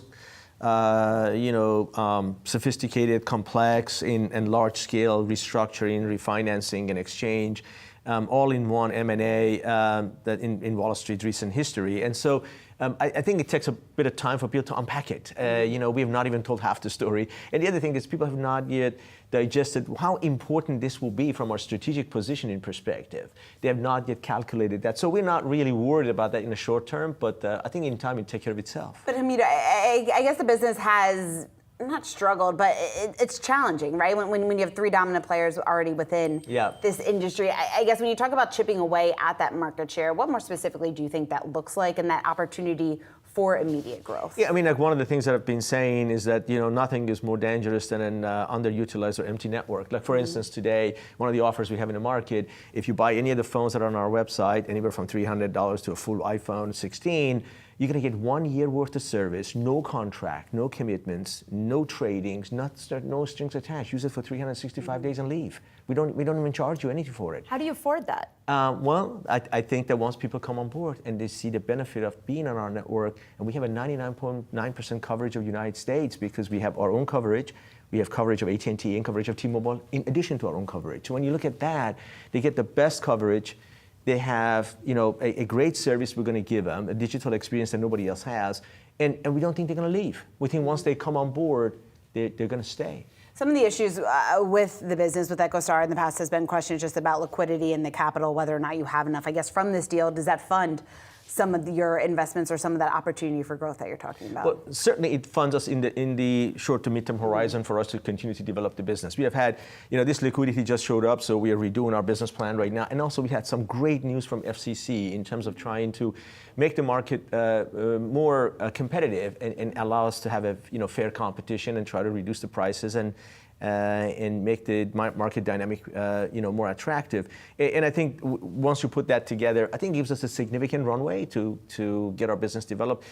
How much money does it take? Depends on how aggressively we really want to go in the market and take share or decide build sites. But clearly, we're going to meet every obligation we have to the FCC for the spectrum. That's no longer in a question. Clearly, we're here to fight, and we'll see how the market develops. I want to end just with some context because obviously deal making has been under some pressure over the last couple of years. Just curious if you can bring us into any of those final conversations at the 11th hour. And just personally, I want to know, did Fed rate cuts play into this decision at all? Was there any mention of the Federal Reserve's path forward here? Well, 11th hour was easy. 11th hour and 58 minutes was the one that was difficult, actually. No, this was intense pressure and activities, not just because the negotiations were intense, because there was exchanges involved, M&A involved, new debt raise, converts, pipes, and every instrument by different groups was involved to bring it all together in one sweep. So yes, there were a lot of sleepless nights. I think a lot of exhausted people, but we are happy that we could bring it all together, we use the analogy of, 3 747s landing on the same runway at the same time without a crash. The Feds did have a play which didn't really help us as much because the rate cut came way too late for us. So we had some negotiations going on, and through the year, I was hoping that the rates would drop so we could get access to cheaper capital during the negotiations. I think the Fed was waiting for me to sign the papers before they dropped. So everybody should thank me for signing that and making the Fed finally agree to drop the rate. Hamid, real quick, before we let you go, the regulatory aspect of this approval, where do you stand on that, just the confidence that it's going to happen? We're very, first of all, we never want to guess the important role and the decisions that the regulators have to make, so we appreciate however they decide. However, we are very comfortable thinking that there is no obstacles in our mind because, the two companies that are coming together have lost 60+% of their customers since 2016. Today, everyone in the United States has access to broadband, and through broadband, access to your content and everybody's content through Starlink or through landline. I think the attrition in our business just speaks to the fact that the market has choices, and the regulators actually want to have a stronger content distributor that can make the programmers offer a smaller, more bite-sized, lower-priced packages to the consumers who are demanding it. So I think actually this will be a very easy decision for them. That's what we hope and expect. Hamid, thank you so much for coming in studio to discuss the deal with us. We really appreciate your time. Thank you very much for having me. Thank you. Well, coming up, J.D. Vance and Tim Walz facing off in their only vice presidential debate tonight. Former Congressman and Secretary for the Army Patrick Murphy is going to be here to help us preview the debate when we come back.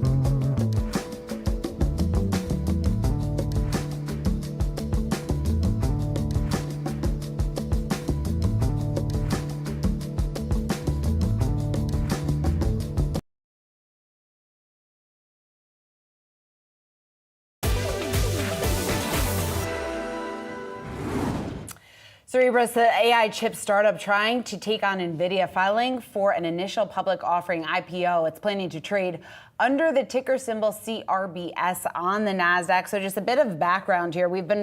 This has been a name that's been in discussion. Many on the street have been waiting for this potential IPO. So now that we do have the filing, the company had a net loss of $66.6 million on $136.4 million in revenue for the first 6 months that ended at the end of June on June 30th. Now was compared to a $77.8 million net loss on $8.7 million in revenue the year earlier. So that kind of speaks actually to the dramatic growth that we've seen within the company over the last year. But again, lots of questions about what exactly the risk appetite is going to be. And then I think just taking a step back overall, Maddie, you and I have talked about time and time again that the IPO market is really waiting for this catalyst. We're waiting for the Fed to cut rates to really give some of these companies the confidence to enter the public market. So the fact that we do see this filing, and one that has been talked about and rumored about now for quite some time, maybe that is shedding some light and some optimism there on some of that activity that we could see down the road. Yeah, talk about we're so back, Shauna, right? It's not just an IPO. It's an IPO of an AI company that wants to compete with NVIDIA. How many buzzwords can I get into this read here, right? But Cerebras, just to give a little bit more context about how they see themselves as a competitor to NVIDIA here. On the company website, they talk about how Cerebras' kind of flagship system, which is called CS3, it's optimized to handle AI compute workloads that can be layered on top of each other. That is typically NVIDIA's competitive advantage as well. These workloads can then power AI supercomputers that we know take a heck of a lot of energy to run. And it's going to be a very expensive product moving forward, but certainly interesting to see what that will do when it comes to pricing of NVIDIA and if Cerebras is able to move the needle at all when it comes to pricing for some of its competitors. Makes me really excited. I got you to say heck of a lot. So there we go. That speaks to the excitement surrounding the story. I'm mirroring Shauna today. All right, well, we're going to move on to another story. We're watching Apollo Global Management. That is, of course, the parent company of Yahoo Finance, out with its 5-year financial plan ahead of its investor day. The company now projecting $10 billion in revenue annually and overseeing $1.5 trillion in assets under management by 2029. You can see there on your screen the stock up over 2.7%. I also took a look at some reaction from analysts over at Bloomberg Intelligence earlier today, saying that they think that this goal of $1.5 trillion of AUM is achievable. It's within reach, and that's partially why you're seeing a positive lift when it comes to the stock. They're expecting annual inflows of around $275 billion, so certainly huge lift there, and fee-related earnings growth as well, coming in at 20% annually. That is a huge potential lift there. Yeah, exactly. When you take a look at what maybe more accurately this looks like here, Apollo CEO Mark Rowan touting retirement, wealth, and infrastructure, including transition to renewable energy as some of those tailwinds that's going to drive that growth going forward. And what he did say at Investor Day was, quote, at the end of the day, private will win over public. And we talk a lot about the interest within the private market right now on private investment and exactly what that looks like going forward here. So again, it looks like a lot of growth that's expected here from Apollo, to say the least, releasing $10 billion annual revenue projection ahead of Investor Day. Investor Day happening right now as we do get the wires crossing. And make sure you keep it right here on Yahoo Finance. We mentioned the fact that Apollo is our parent company. We will also be hearing from Mark Rowan, the CEO of Apollo. He will be joining us at Yahoo Finance's Invest Day. That's coming up next month. Again, you won't want to miss that. We'll be hearing from the biggest names across business, across politics, and more. But again, we will be hearing from Mark Rowan. He will be joining us that day, Apollo's CEO. Well, the Biden administration is officially declaring Georgia to be a major disaster site after Hurricane Helene tore through the state over the weekend. The death toll in Georgia has reached 25 people, and approximately 370,000 people remain without power.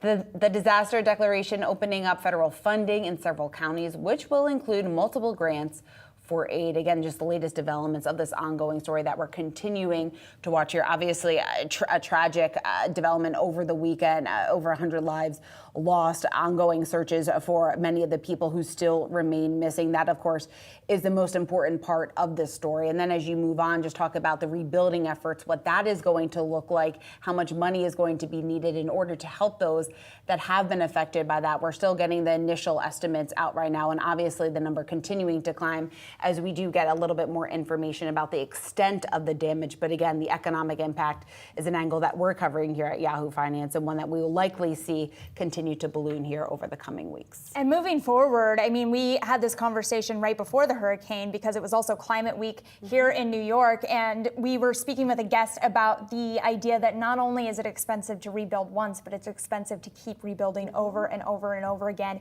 And with the increase in the challenges presented by climate change, it's likely that these horrible events are going to continue to happen, and those tragedies are going to continue to need rebuilding. What that does for the economy and insurance moving forward is an open question here. All right, well, let's move on to that port strike. The International Longshoremen's Association going on strike at 12:01 a.m. today, effectively shutting down all ports across the East and Gulf Coast. With the election just over a month away, what kind of political fallout could a prolonged strike have on both the Biden administration and the election? Joining us now to discuss, we've got former Democratic Congressman here, Patrick Murphy. Always great to speak with you here, Congressman. So you understand so well the challenge of being a public official in times like this, when you have to worry about, obviously, workers striking, the supply chain impact, the economic impact, and then also, by the way, we have a presidential election. What do you think? What do you think is going through the heads of, obviously Vice President Kamala Harris, but also her campaign folks right now as this strike is ongoing? Right. I think all of us from the outside, we want to see an agreement happen, right? And the two sides are basically negotiating via press release. I was talking to Secretary Buttigieg's team. He was on Bloomberg over this weekend talking about what we need to do. When you look at the longshoremen, I mean, we're talking about 36 ports across the East Coast and the Gulf and the Gulf, and about 43% of our imports, come in these ports. So they knew this was coming for months. So some of those cargo ships are diverted to the West Coast, which are not on strike. It's only the East Coast ports. But we're really trying to say, what do we need to do to get these sides talking together to figure it out? We have to remember, when we had COVID and the supply lines, everything else that we saw that we were vulnerable, it was the longshoremen that they weren't remote working. They were there every day trying to make it happen. So I think all of us are trying to say, hey, what do we need to do to make sure we come to an agreement here? It's important. We're losing about $5 billion a day in economic growth, and it's not good. How much is riding on it? I guess how big of a challenge or how big of a risk do you see this posing to the Harris campaign, just given the fact that Biden has touted the unions? He's been very pro-union, very proud of it, so doesn't want to intervene too much. But then on the flip side, like you're talking about, you also have to walk this fine line of not letting it have too much of a ripple effect on the economy. Yeah, well, this is the first day since they're striking since midnight last night. So when you look at that, when you talk about things like Taft-Hartley and things, they can do that. That's like the emergency button right there. I think what we're going to see is even more efforts to get the two sides talking to each other. And it's really a question of, obviously wage growth and then how much tech that they want to bring in or not to really ramp up some, frankly, of our infrastructure needs versus other ports across the world. Mm-hmm. I want to move on to the vice presidential debate, which we are having tonight here in our final minutes of the program. You are a former congressman from Pennsylvania, obviously a key swing state, also a state where the economy, manufacturing challenges, key sticking points for voters. What do you think is the single biggest thing that voters could hear in Pennsylvania from either side that could potentially move the needle tonight, if anything? Yeah, I thought Kamala Harris's speech last week in Pittsburgh was spot on. I mean, she's talking about her opportunity economy, right? And that's really about manufacturing. It's about, and that's why she did it in Pittsburgh. It's about making things in America again. We just can't be a service society, right? So when you look, we lost 178,000 manufacturing jobs under the Trump administration. Mm-hmm. We've gained jobs in the Biden-Harris administration. And she's saying, let's double down on making things in America again. And I think that is a massive contrast between Tim Walz and J.D. Vance in tonight's vice president debate. All right, former Democratic Congressman Patrick Murphy. Wish we had more time. We'll have to have you back again soon. Thanks so much for joining us here on set with us. We always appreciate it. Well, coming up, we've got Wealth. It's dedicated to all your personal finance needs. Our very own Brad Smith will have you right here for the next hour, so stay tuned.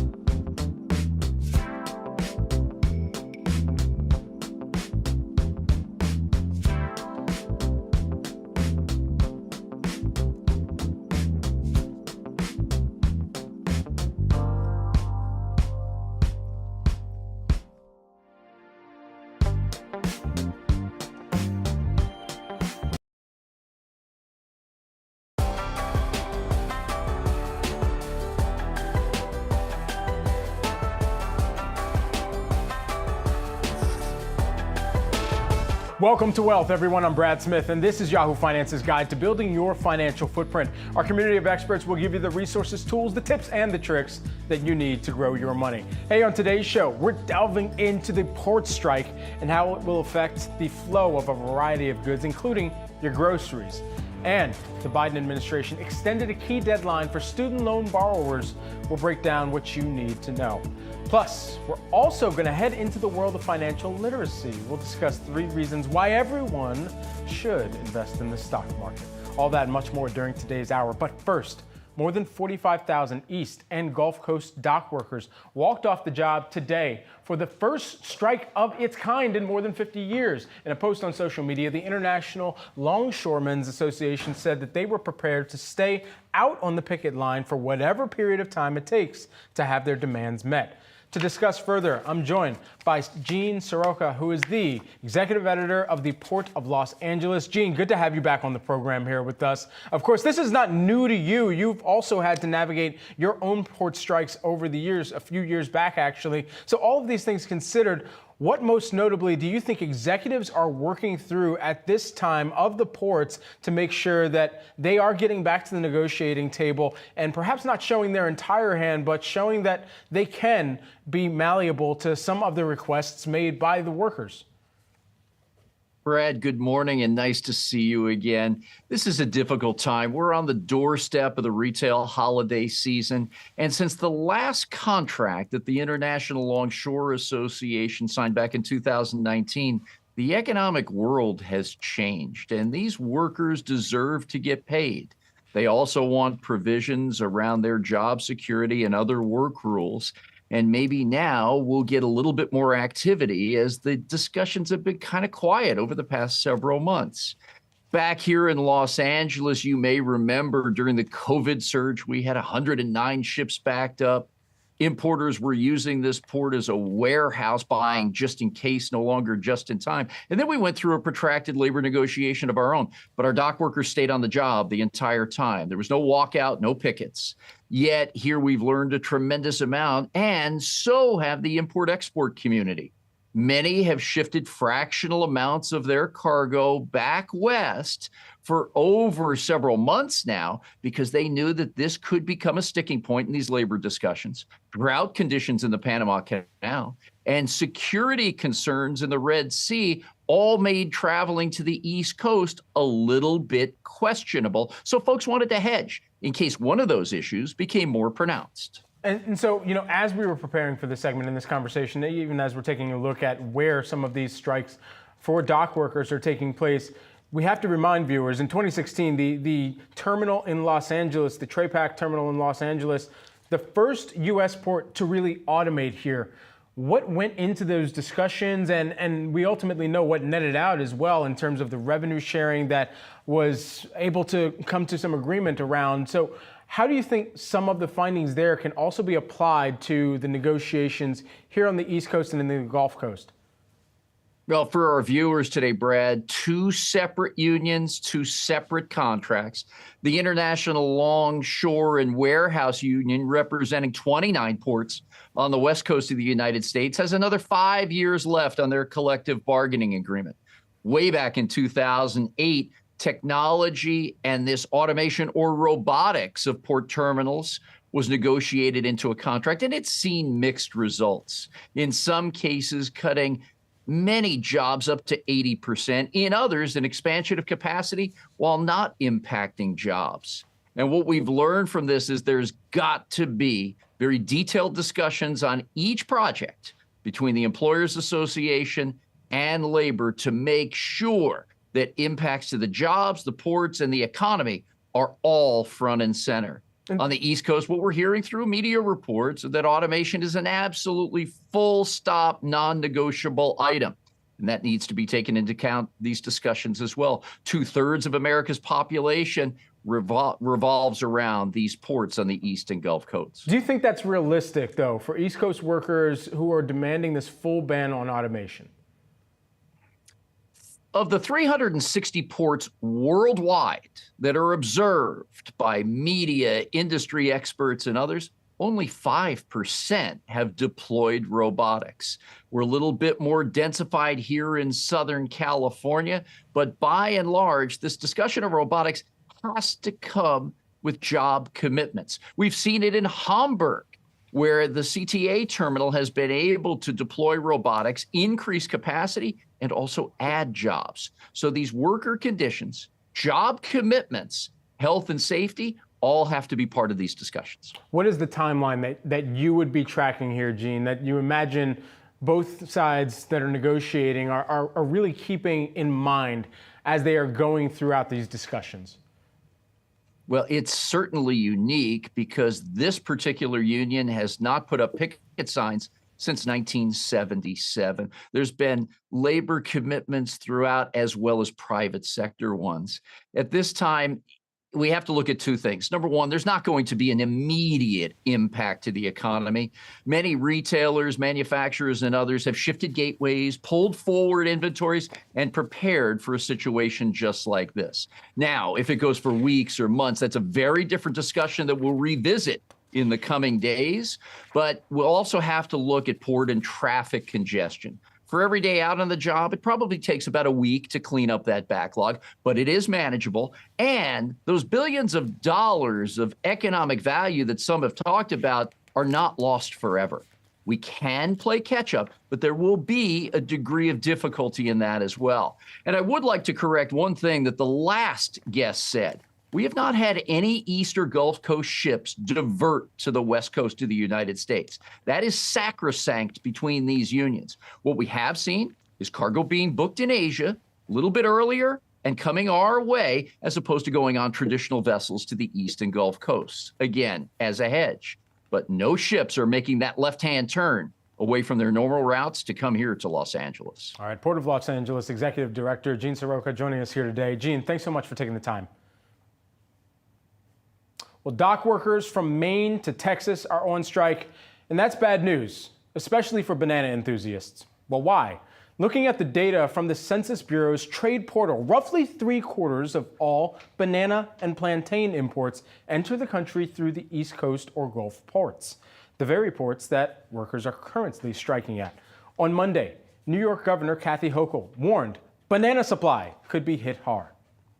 One of the issues that we're concerned about are bananas. They do come in. I do not want to be in a position to say, yes, we have no bananas, but we could get to that point. So, can we reroute our beloved bananas? In short, no. To explain why, let's look at how bananas make their way to supermarket shelves. First, bananas in the U.S. come mostly from Latin America and the Caribbean, according to the UN's Food and Agriculture Organization. Ecuador, Guatemala, and Colombia are the top exporters.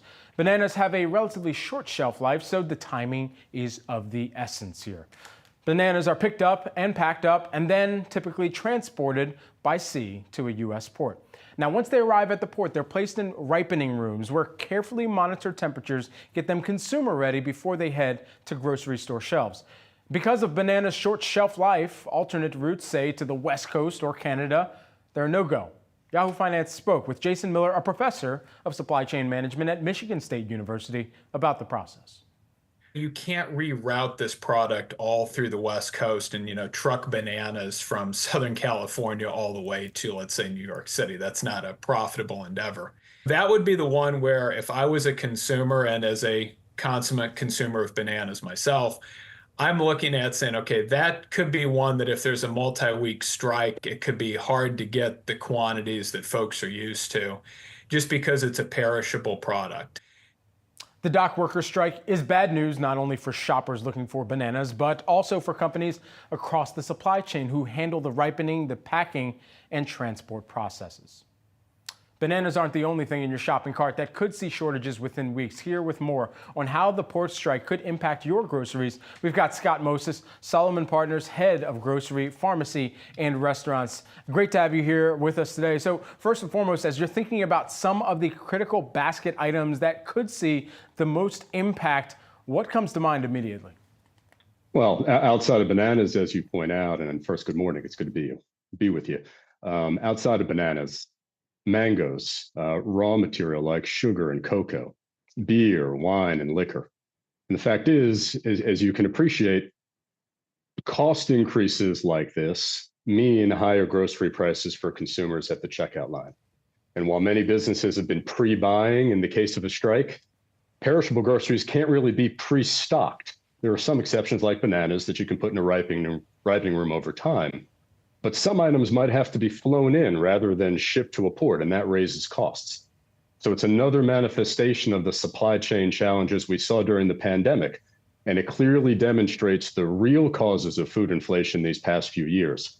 Kind of unfair to blame my grocery clients around the country, which many people are still doing, when we can see right in front of us what actually is causing food prices to increase.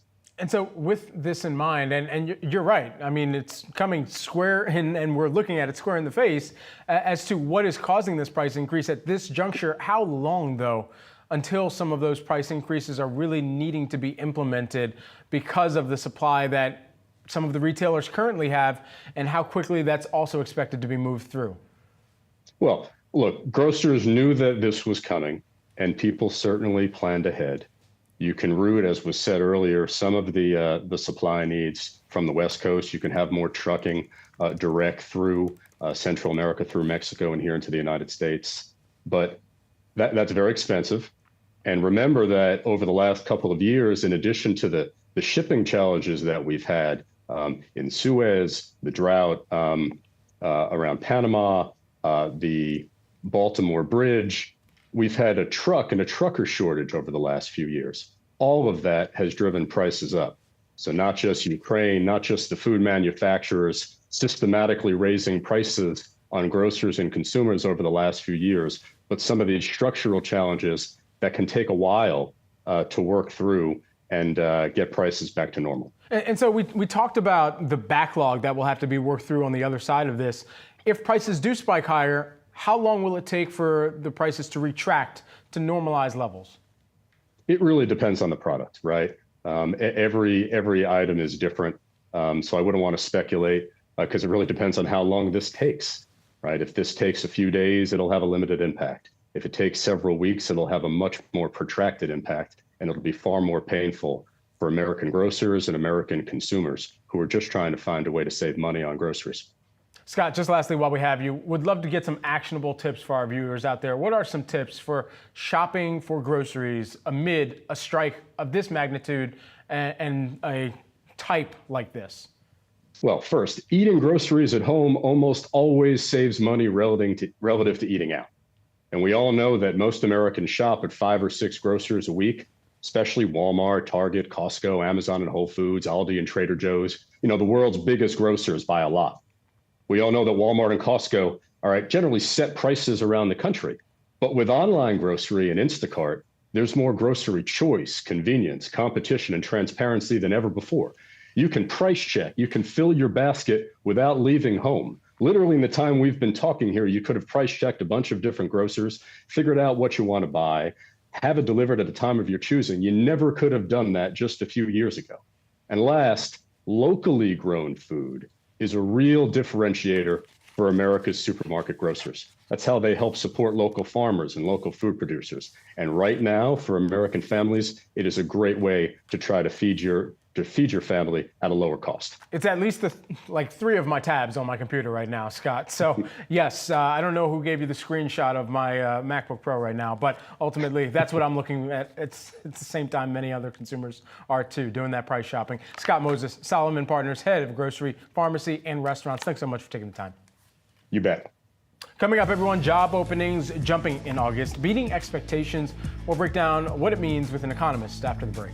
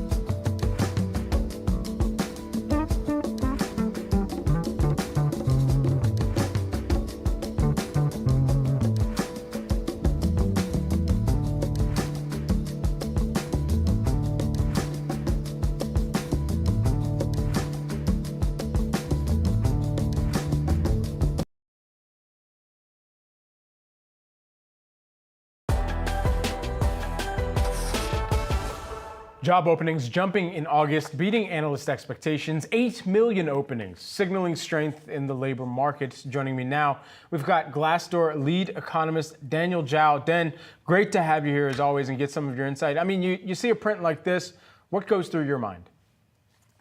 Well, unfortunately, I think that job openings number kind of masks some of the weaker numbers that are actually underlying this report. So we see that the quits rate and the hires rate fell actually a little bit in August and are now at levels that are more comparable to what we've seen in 2013 to 2015, that range in time when we were still coming out of the housing crisis and the Great Recession then.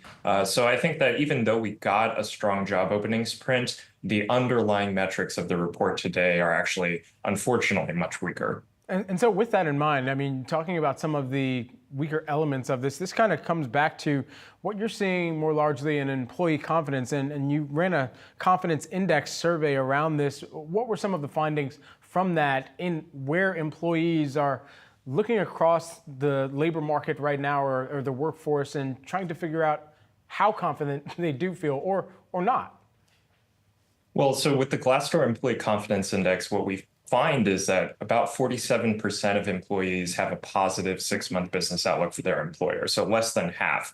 And that really goes to show you that employees have been feeling the strain of the softer job market and the softer economy over the last 1 to 2 years. And even though that's a little bit higher than where it was at the end of last year, it's still well below where it was before COVID. And I think that just goes to show you that employees have really been under a lot of stress over the last 2 years. What do you think that's largely attributed to? Well, I think that there is a lot of news going on right now about layoffs and hiring freezes. And certainly when we look at the job market, some of these indicators do point to cooling and softening. And so to some extent, I think folks see what's going on. And then on the other side, that softer hiring is also reflected both in terms of fewer opportunities for folks to go to another company, go find a job on the open market that's a better fit for them or offers a raise. But it also means less career opportunities internally as well, as companies are less willing to promote. Maybe they're not as willing to give as large a raise. And again, without more opportunities on the open market, folks are feeling a little bit stuck in their careers right now. You know, it's interesting as well, looking through some of the policy changes that companies are making and how that might be playing into attrition, where people leave a job because a policy has shifted or the scope of work has shifted or the technology is not up to snuff for what's required of that employee. You know, how much is that also playing into the movement that we are seeing in the labor force right now? Well, we are seeing actually that there's a real lack of healthy turnover in the job market. The quits rate is below 2% for the first time since June 2020. And that really goes to show you that employees feel like they need to hunker down. They need to prioritize job security. They can't afford to take a risk on finding a job that is a better fit for them, whether that means more career opportunities, higher pay, or better location, or better remote opportunities. And in fact, I think that's part of the reason why you've seen some companies push harder on return to office or other changes, because they know that the balance of power has shifted, and they know that, for example, they can push on return to office because remote workers don't have other remote opportunities that they can turn to on the open market right now. Daniel Zhao, Glassdoor lead economist. Dan, great to always get some time with you. Thanks so much. Thanks. Certainly. Major indices all having their worst day since September 6th as Iran reportedly prepares for a missile attack against Israel, fueling investor fear of a wider conflict in the region. To discuss how investors should be positioning their portfolios, we have Rob Hayworth, who is the U.S. Bank Wealth Management, and ultimately here as we think, Rob, about what this means right now. I mean, we saw the volatility index, or at least the CBOE volatility index spike, the fear gauge index, if you will, on this news today. How should investors be positioning their portfolios given that volatility spike once again, and not driven this time by economic data?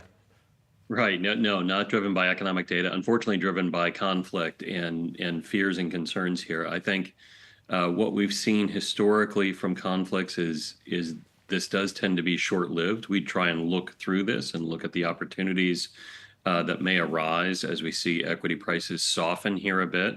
I think the key question is what really happens to U.S. and global economic data in the wake of any attack or continuation of this conflict. And that's maybe where the epicenter is oil prices, right? And we are seeing oil prices come up, but they are still at quite low levels if we think about where they were just last year, earlier in the conflict. So I think that's maybe the good news is oil prices are not elevated yet, even though there is, to your point, heightened fear in these markets. So we would look at this as more of an opportunity to extend, to look at maybe lower quality credit on the fixed income side, and then even within the equity portfolio, start looking at those areas where you've been trying to shore up your positioning. It is a tough day for many of the more income-oriented sectors like financials and industrials, but that's maybe an area to start to look for bargain hunting should we see this sell-off extend a little bit. You know, it's particularly interesting as we're going to be watching and listening to what vice presidential candidates have to say this evening. And this could be a topic that gets brought up in geopolitical tensions and how either of them underneath of the presidential candidate for their respective parties might address this and might be prone to step into how the U.S. would also govern itself with any type of geopolitical concerns. And so what are you expecting to hear from them that could kind of translate through to how either of their parties would operate and thus the markets and investors would have to price in as well? Well, our own work tells us that really what matters when it comes to the market and is the economy, right? How does this impact the economy? What we've heard in the platforms for both parties is really that they're looking to tighten up on trade, particularly trade with China, right? So we already know that there's some similarities here amongst the parties. I think what we're really looking forward to is what are the differences and how does this kind of impact the result? But for us, when we look really at the markets, what we see is it hasn't mattered. It hasn't mattered if it's a single party rule, if it's Democrats, Republicans, if it's mixed. It really comes back to how is the economy doing? And I think the good news for the U.S. right now is the story is still a positive one. We're still seeing positive revisions for economic growth from consensus economist expectations. The story is still one of solid economic growth, slowing inflation, a Fed that is moving interest rates down and poised to move interest rates lower over the rest of the year and well into next year, and maybe get to neutral eventually. So I think those are the key factors that will really drive the market. For us, I know everyone's really looking for, kind of who gets the edge here in what is a very tight race. But for us, we're focused much more on the economic outcomes, which appear well in hand for the Federal Reserve. And what you had mentioned and what you ended on there just a moment ago in the Federal Reserve, I mean, the anticipated rate cuts to come here also being factored in largely to anybody's portfolio playbook right now. And so what are some of your favorite sectors or your top sectors that you're tracking amid that policy pathway for the Fed? Yeah, we keep looking for, we think that the Fed move in September really rang the bell for investors that are stuck in cash that they need to start their transition now into what they want their portfolio strategy to be. On the fixed income side, we'd look towards things like catastrophe bonds or reinsurance. We'd look towards high yield munis for those in higher tax brackets. We'd even look towards things like securitized credit, which offer some extra yield here. We think that's a good way to transition out of cash. On the equity side of the ledger, in the long term, we still think technology and communication services have significant value, but that's more of a long-term play. The challenge right now is those valuations are elevated. In the near term, we'd look at income beneficiaries that have maybe had a tougher time, financials, industrials, maybe not energy today, but certainly eventually. Rob Hayworth of U.S. Bank Wealth Management. Thanks so much for taking the time here with us today. Appreciate it. Thank you.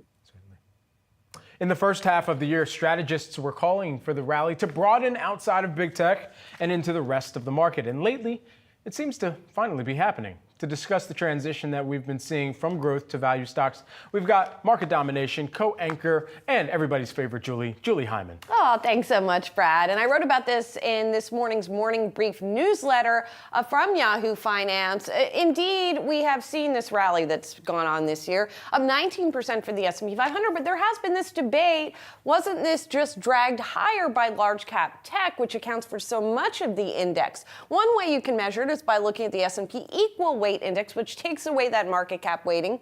We've seen that rise by less than the S&P 500, 12 or so percent to the 19% for the S&P 500. But you have seen this acceleration over the last quarter that ended yesterday. And similarly, we have seen that happen with value versus growth. Now, first of all, quick definitions here. Growth, well, that's sort of self-explanatory, right? It is higher growers. It is those big cap tech stocks who also tend to have higher valuations, higher price to earnings ratios versus value, which some investors say, well, they're trading below their intrinsic value. They're not as buzzy. They're not as sexy. So what we've seen here is that the Russell 1000 growth index here. It peaked back in July, hasn't regained that. Last quarter, we saw an increase here of about 2%. But what was interesting is that value stocks were gaining some steam here. Here's the Russell 1000 value index, rather, and you can see that moving up last quarter while growth was up about 2%.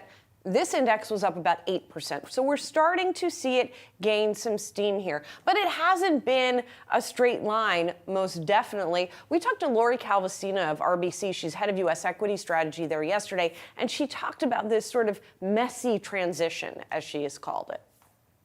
Growth is off its highs relative to value. You just haven't quite been able to have this leadership handoff from the mega cap growth names to the rest of the market on earnings leadership. And I think that's why it just keeps going back and forth and back and forth. It's fading enough to make people nervous, but not fading enough to really make it clear that it's time to hand off to a new leader.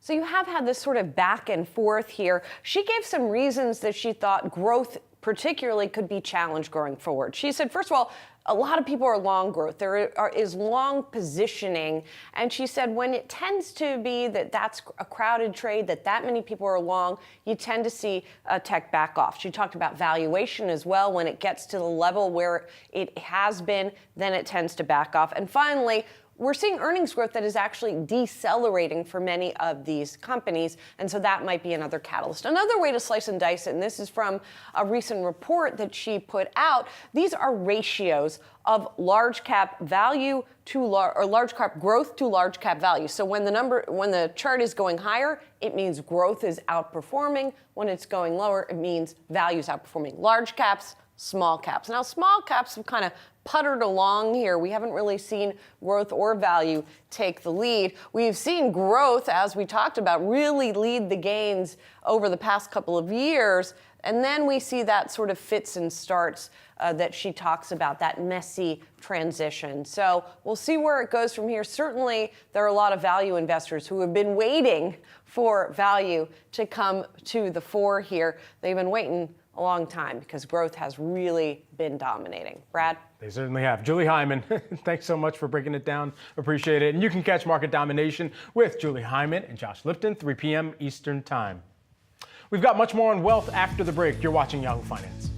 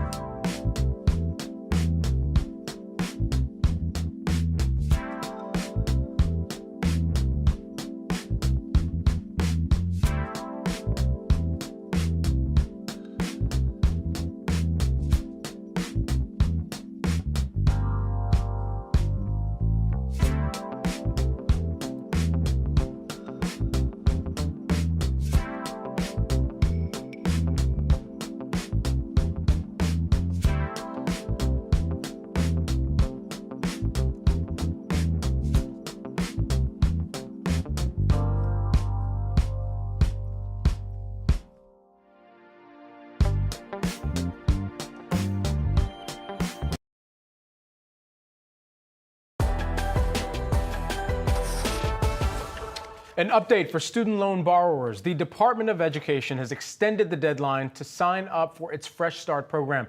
The original deadline was set for Monday, September 30th, but has now been extended until Wednesday, October 2nd at 3 a.m. Applicants who sign up for Fresh Starts will be eligible to return to good standing on their loans. For more on what you need to know, we've got Rich Williams, who is the Deputy Assistant Secretary for the Department of Education. Great to have you here. So help us break this down just a little bit more. Why the extension? Yeah, so Fresh Start is a one-time temporary initiative from the Department of Education that has already been helping 7.5 million borrowers with defaulted loans, protecting them against collection efforts and negative credit reporting. This program has been really successful, and over the last few days, we've had really high interest from thousands of borrowers to enroll. And because there's so much interest, we wanted to make sure that all borrowers who are interested in taking advantage of these benefits long-term to exit default and return to good standing have that opportunity to do so. So they can go on our website and enroll. It takes just about 10 minutes. But they have, like you said, until 3 a.m. Tomorrow morning or the end of the day today. And so with that in mind, I mean, of the people who are continuing to be impacted by student loans, what further action do you believe that the Department of Education is able to make sure that they're putting forward to ultimately offset some of the rising costs of tuition that have come forward and have outpaced, in many cases, wage growth as well here? And what does that mean in terms of some of the programs that could also be initiated even after this Fresh Start program? Yeah, so right now we are focusing on helping borrowers, vulnerable borrowers who are struggling to make their student loan payments after the end of the national pandemic payment pause. So over the last year, the Biden-Harris administration has instituted a number of efforts, including the Fresh Start program, to help borrowers return to good standing and make payments. For borrowers who aren't in default, the on-ramp program, which is another temporary program to help borrowers who need a little bit of extra breathing room to return to good standing and make payments that they can afford. The Biden-Harris administration has instituted new repayment plans, like the SAVE repayment plan, which is a plan based on a borrower's income and family size that can lower payments for many borrowers. And we've been processing as much discharge of student loans for borrowers as we can, whether they're teachers or social workers or first responders, those who are giving back through public service. A few other things that we are doing is, borrowers are returning to repayment to a fixed and a better reformed student loan system. We have new student loan servicing contracts in place that will improve customer service outcomes and vendor accountability. And we have more effective implementation of outstanding and long-term student loan forgiveness programs. Certainly. I would love to just get some tips here for student borrowers to navigate some of the changes that are going to be taking place as they do begin to return to repayment on these loans as well. Yeah, definitely. So if you're a borrower with a defaulted student loan, the most important thing to do is get in contact with us by the end of the day today, by 3 a.m. Eastern time, to let us know you want to go back into good standing, and we'll help you do that. So when you contact us through studentaid.gov, through the Fresh Start program, you can enroll online. There's also a phone number you can contact us on. We'll remove your loans out of default. We'll help enroll you into a repayment plan that has an amount you can afford, and we'll remove any default notation from your credit report to improve your finances. For other borrowers, the big thing is you have options. So the Biden-Harris administration has instituted new repayment plans and flexibilities that can lower your monthly payment. If you need a little bit more time, you can contact your student loan servicer, who can tell you about opportunities to pause your monthly payments for a period of time through a forbearance or a deferment. And you may be eligible for opportunities to get discharge or forgiveness of your student loans based on your circumstance. Rich Williams, U.S. Department of Education, Deputy Assistant Secretary. Rich, thanks so much for taking the time. Thanks so much. Absolutely. Guys, coming up, we break down why you should be investing in the stock market with a former Wall Street analyst. That's right after the break.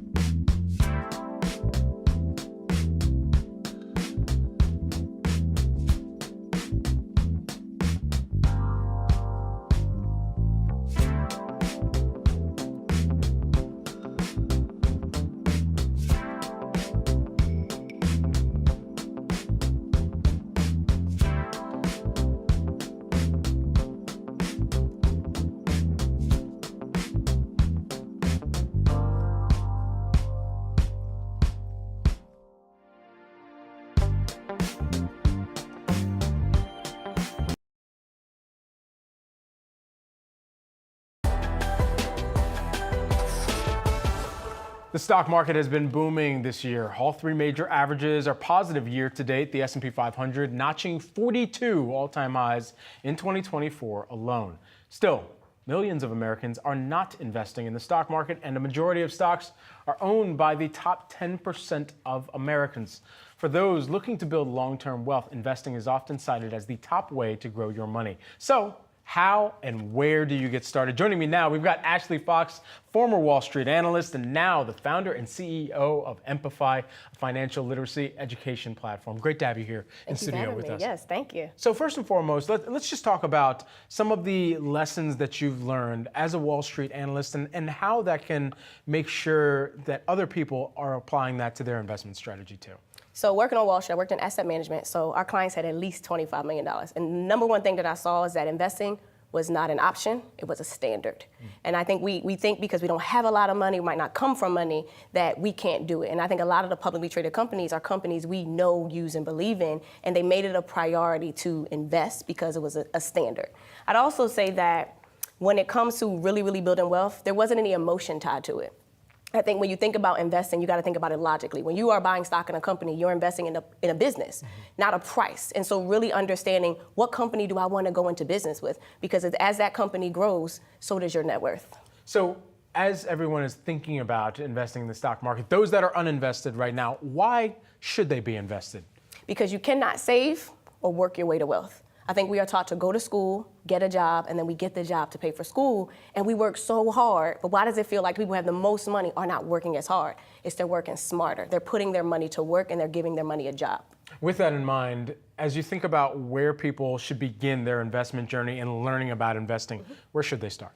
I would say, I tell people to make a list of what you know, use, and believe in. From the toothpaste you use, the soap, the clothes you wear, what you do for fun, because chances are if you are a loyal customer to that company, it might be a multi-billion-dollar, trillion-dollar business, and a lot of stocks are less than $200, $300, and starting small and building big over time. And so with that in mind, I mean, so many people are trying to figure out what sectors they should be learning more about. I mean, it's very kind of straightforward, some of the sectors that are out there, but one of them that comes up in a lot of conversations more recently, since it's been carved out as its own sector within the S&P 500, is REITs. Explain more about REITs and what they are, ultimately how people and what they should know about them if they're looking to invest in that sector. So REITs are real estate investment trusts, and it's a way for the everyday person to get into real estate. You're investing in a real estate company that owns, operates, and manages commercial real estate. But the thing that I like about REITs is that there's a law that says they have to pay you. So the REIT goes and gets the property, manages the property, and they collect income from their tenants.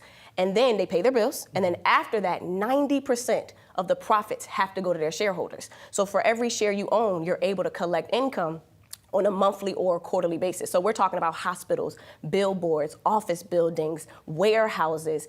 1 out of every 3 properties is owned by a REIT. And I think we don't think about it. We think we need a lot of credit. We need credit. We need a lot of money. We need a lot of time. But with a REIT, you don't have to manage the property. The REIT does. You don't have to talk to the tenant. The REIT does. But once you make that investment, you buy that share, you're entitled to that income on a monthly or a quarterly basis. You know, Ashley, while we have you here, I mean, you've made your own career pivot and been very successful at it. You took steps to start a business. A lot of people think that you need tens, hundreds of thousands of dollars to begin that journey. What tips would you give to someone who's looking to do the same thing or make a pivot? So when I left Wall Street and created my company, Empify, I didn't do it for money. I did it because I felt like for something we're using every day of our life, why is it not taught in our school system? Why are we not talking about it at the dinner table? And I did it because I wanted to make an impact. Because when you chase money, you always want to find somebody that has more of it, so you're never going to be satisfied. I would also say for those of you who want to pivot, you Incorporated is the most important part of this. So the self-care, what are you eating? Who are you surrounding yourself by?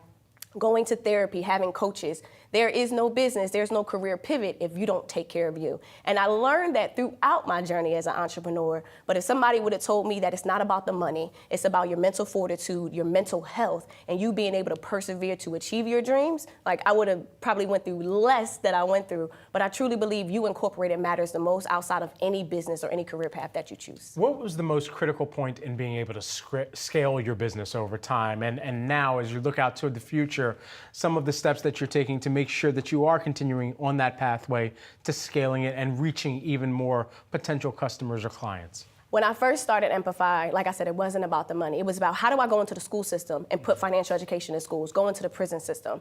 I got to a point where then I learned how to make money. What a lot of people don't know, I was okay with doing it for free because I knew that I was going to change the world. But I think as we started to grow, the belief in the individuals that I serve, watching them buy their first stock or getting their first dividend, and then building our Wealth Builders Community app where thousands of people collectively have invested over $6.1 million. And these are people who didn't even think they could invest, didn't feel like they deserved to invest. So I truly believe when I started to change the identity and the perception of how we saw wealth, people started to say, okay, she's helping me do this. Amplify's created platforms and is showing me how to do this. Now I can do this for myself and my family. So to be honest, what really allowed us to scale was seeing the results in the people that we served. Ashley Fox, Amplify founder and CEO, joining us here on Yahoo Finance. Thanks so much for taking the time. Thank you. Absolutely. Coming up, financial planning tips for LGBTQ plus couples. We break down the best ways to build wealth on the other side of this break. Stick around.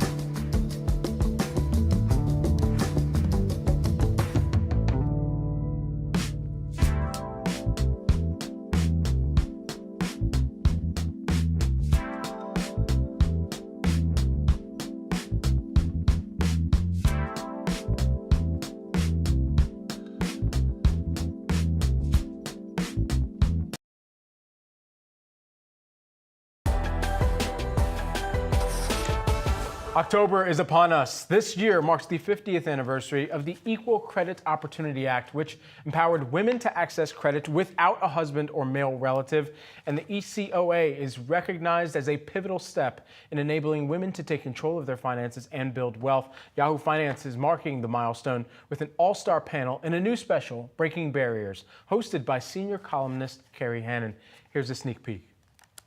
Well, it's so important to recognize that financial independence is not solely based on the amount of money you have, but the access to tools and things that help you achieve freedom and autonomy in your life. And so with this act and with the power given back to women to be able to have more opportunities, more destiny, they hold their own destinies in their hands and can make those decisions. I mean, it's trickled to me to be able to obviously charge my path, have a career the way I did have a career, and then become an entrepreneur in the way that I'm talking about financial freedom and independence to help women like myself who want to achieve that freedom and autonomy in their life. Be sure to tune in tonight, 5 p.m. Eastern Time, for Breaking Barriers, for an in-depth look at how the Equal Credit Opportunity Act paved the way for women to build wealth. Mark your calendars, because open enrollment is just around the corner. From November 1st to December 15th, 2024, you'll have the opportunity to review your health insurance options, compare plans, and make important decisions about your coverage for the upcoming year. This is a critical time for individuals, especially those in the LGBTQ+ community, who are feeling the strain of healthcare expenditures and high costs. According to the National Library of Medicine, same-sex marriage couples spend anywhere between $200 and $2,900 more on healthcare each year than their heterosexual counterparts. Now here to weigh in, we've got Katie Carlson, Bank of America Private Bank Head of Wealth Strategy. Great to have you here with us. So this is a big time for everyone to consider the new costs that might be taken on for healthcare plans going into next year, but especially, as we mentioned, for LGBTQ+ families. What are some of the biggest changes and some of the things that they should be looking out for as they are looking to navigate these costs and select plans? Thank you so much, Brad. It's great to be here. And we do know that there are unique challenges for the LGBTQ+ community, especially when we start to think about healthcare and, quite frankly, family planning.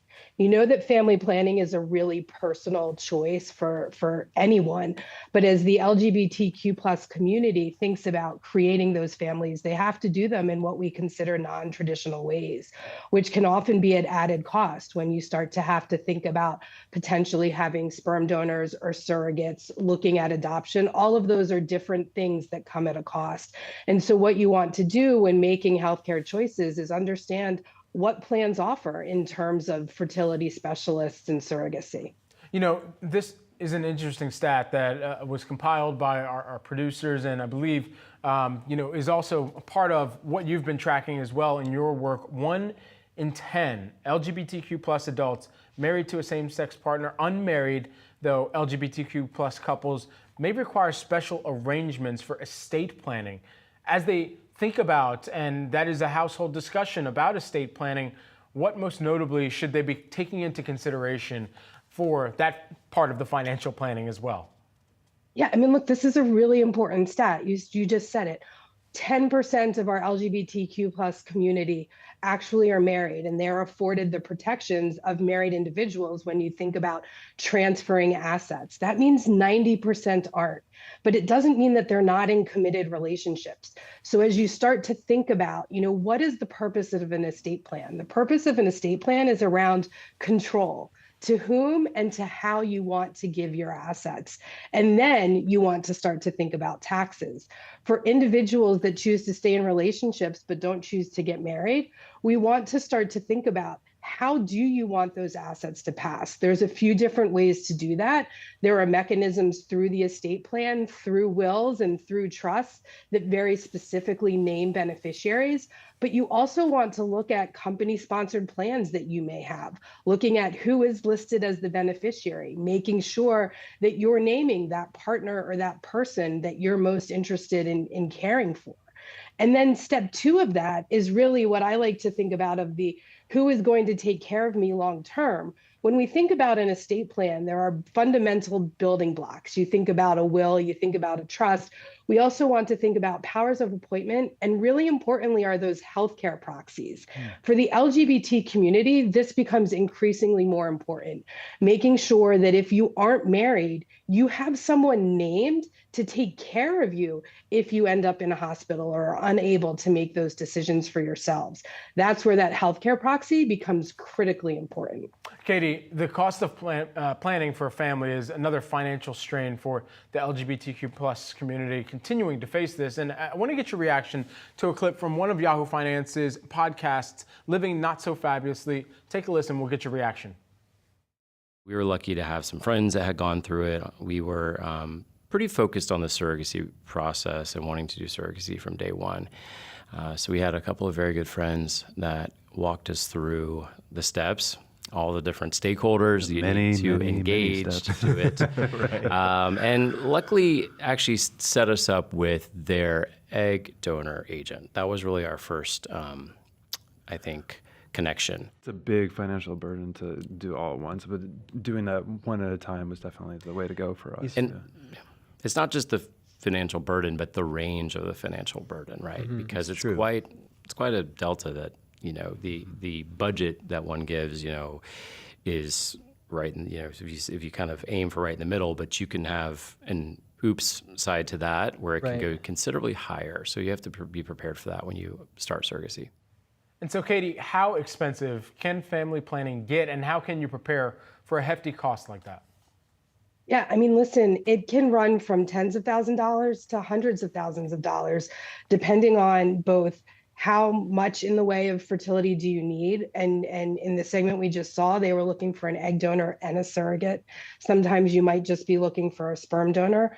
But also what you have to consider is most people are not successful the first try, or maybe not even the second try. And so you really need to understand both what potentially can your insurance cover, and then you need to start to look into the cost. This is where that financial planning becomes critically important. And I think for anyone that is approaching this process, you need to expect to do it more than once. And that's where I think there's a lot of pitfalls, is that lots of individuals think I'll be successful that first time. Katie Carlson, who is the Bank of America Private Bank Head of Wealth Strategy. Katie, thanks so much for taking the time. Thanks for having me. For more on real money stories with activists, allies, artists, tech gurus, and trailblazers in the LGBTQ+ community, make sure to listen in to Yahoo Finance's podcast, Living Not So Fabulously, hosted by David and John Ottenschneider.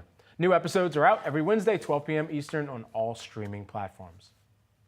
Well, that's it for Wealth Today, everyone. I'm Brad Smith. Thank you so much for watching. You can stay tuned for Market Domination. Julie Hyman and Josh Lipton got you at 3 p.m. Eastern Time. They'll count you to and through the market close. You don't want to miss it.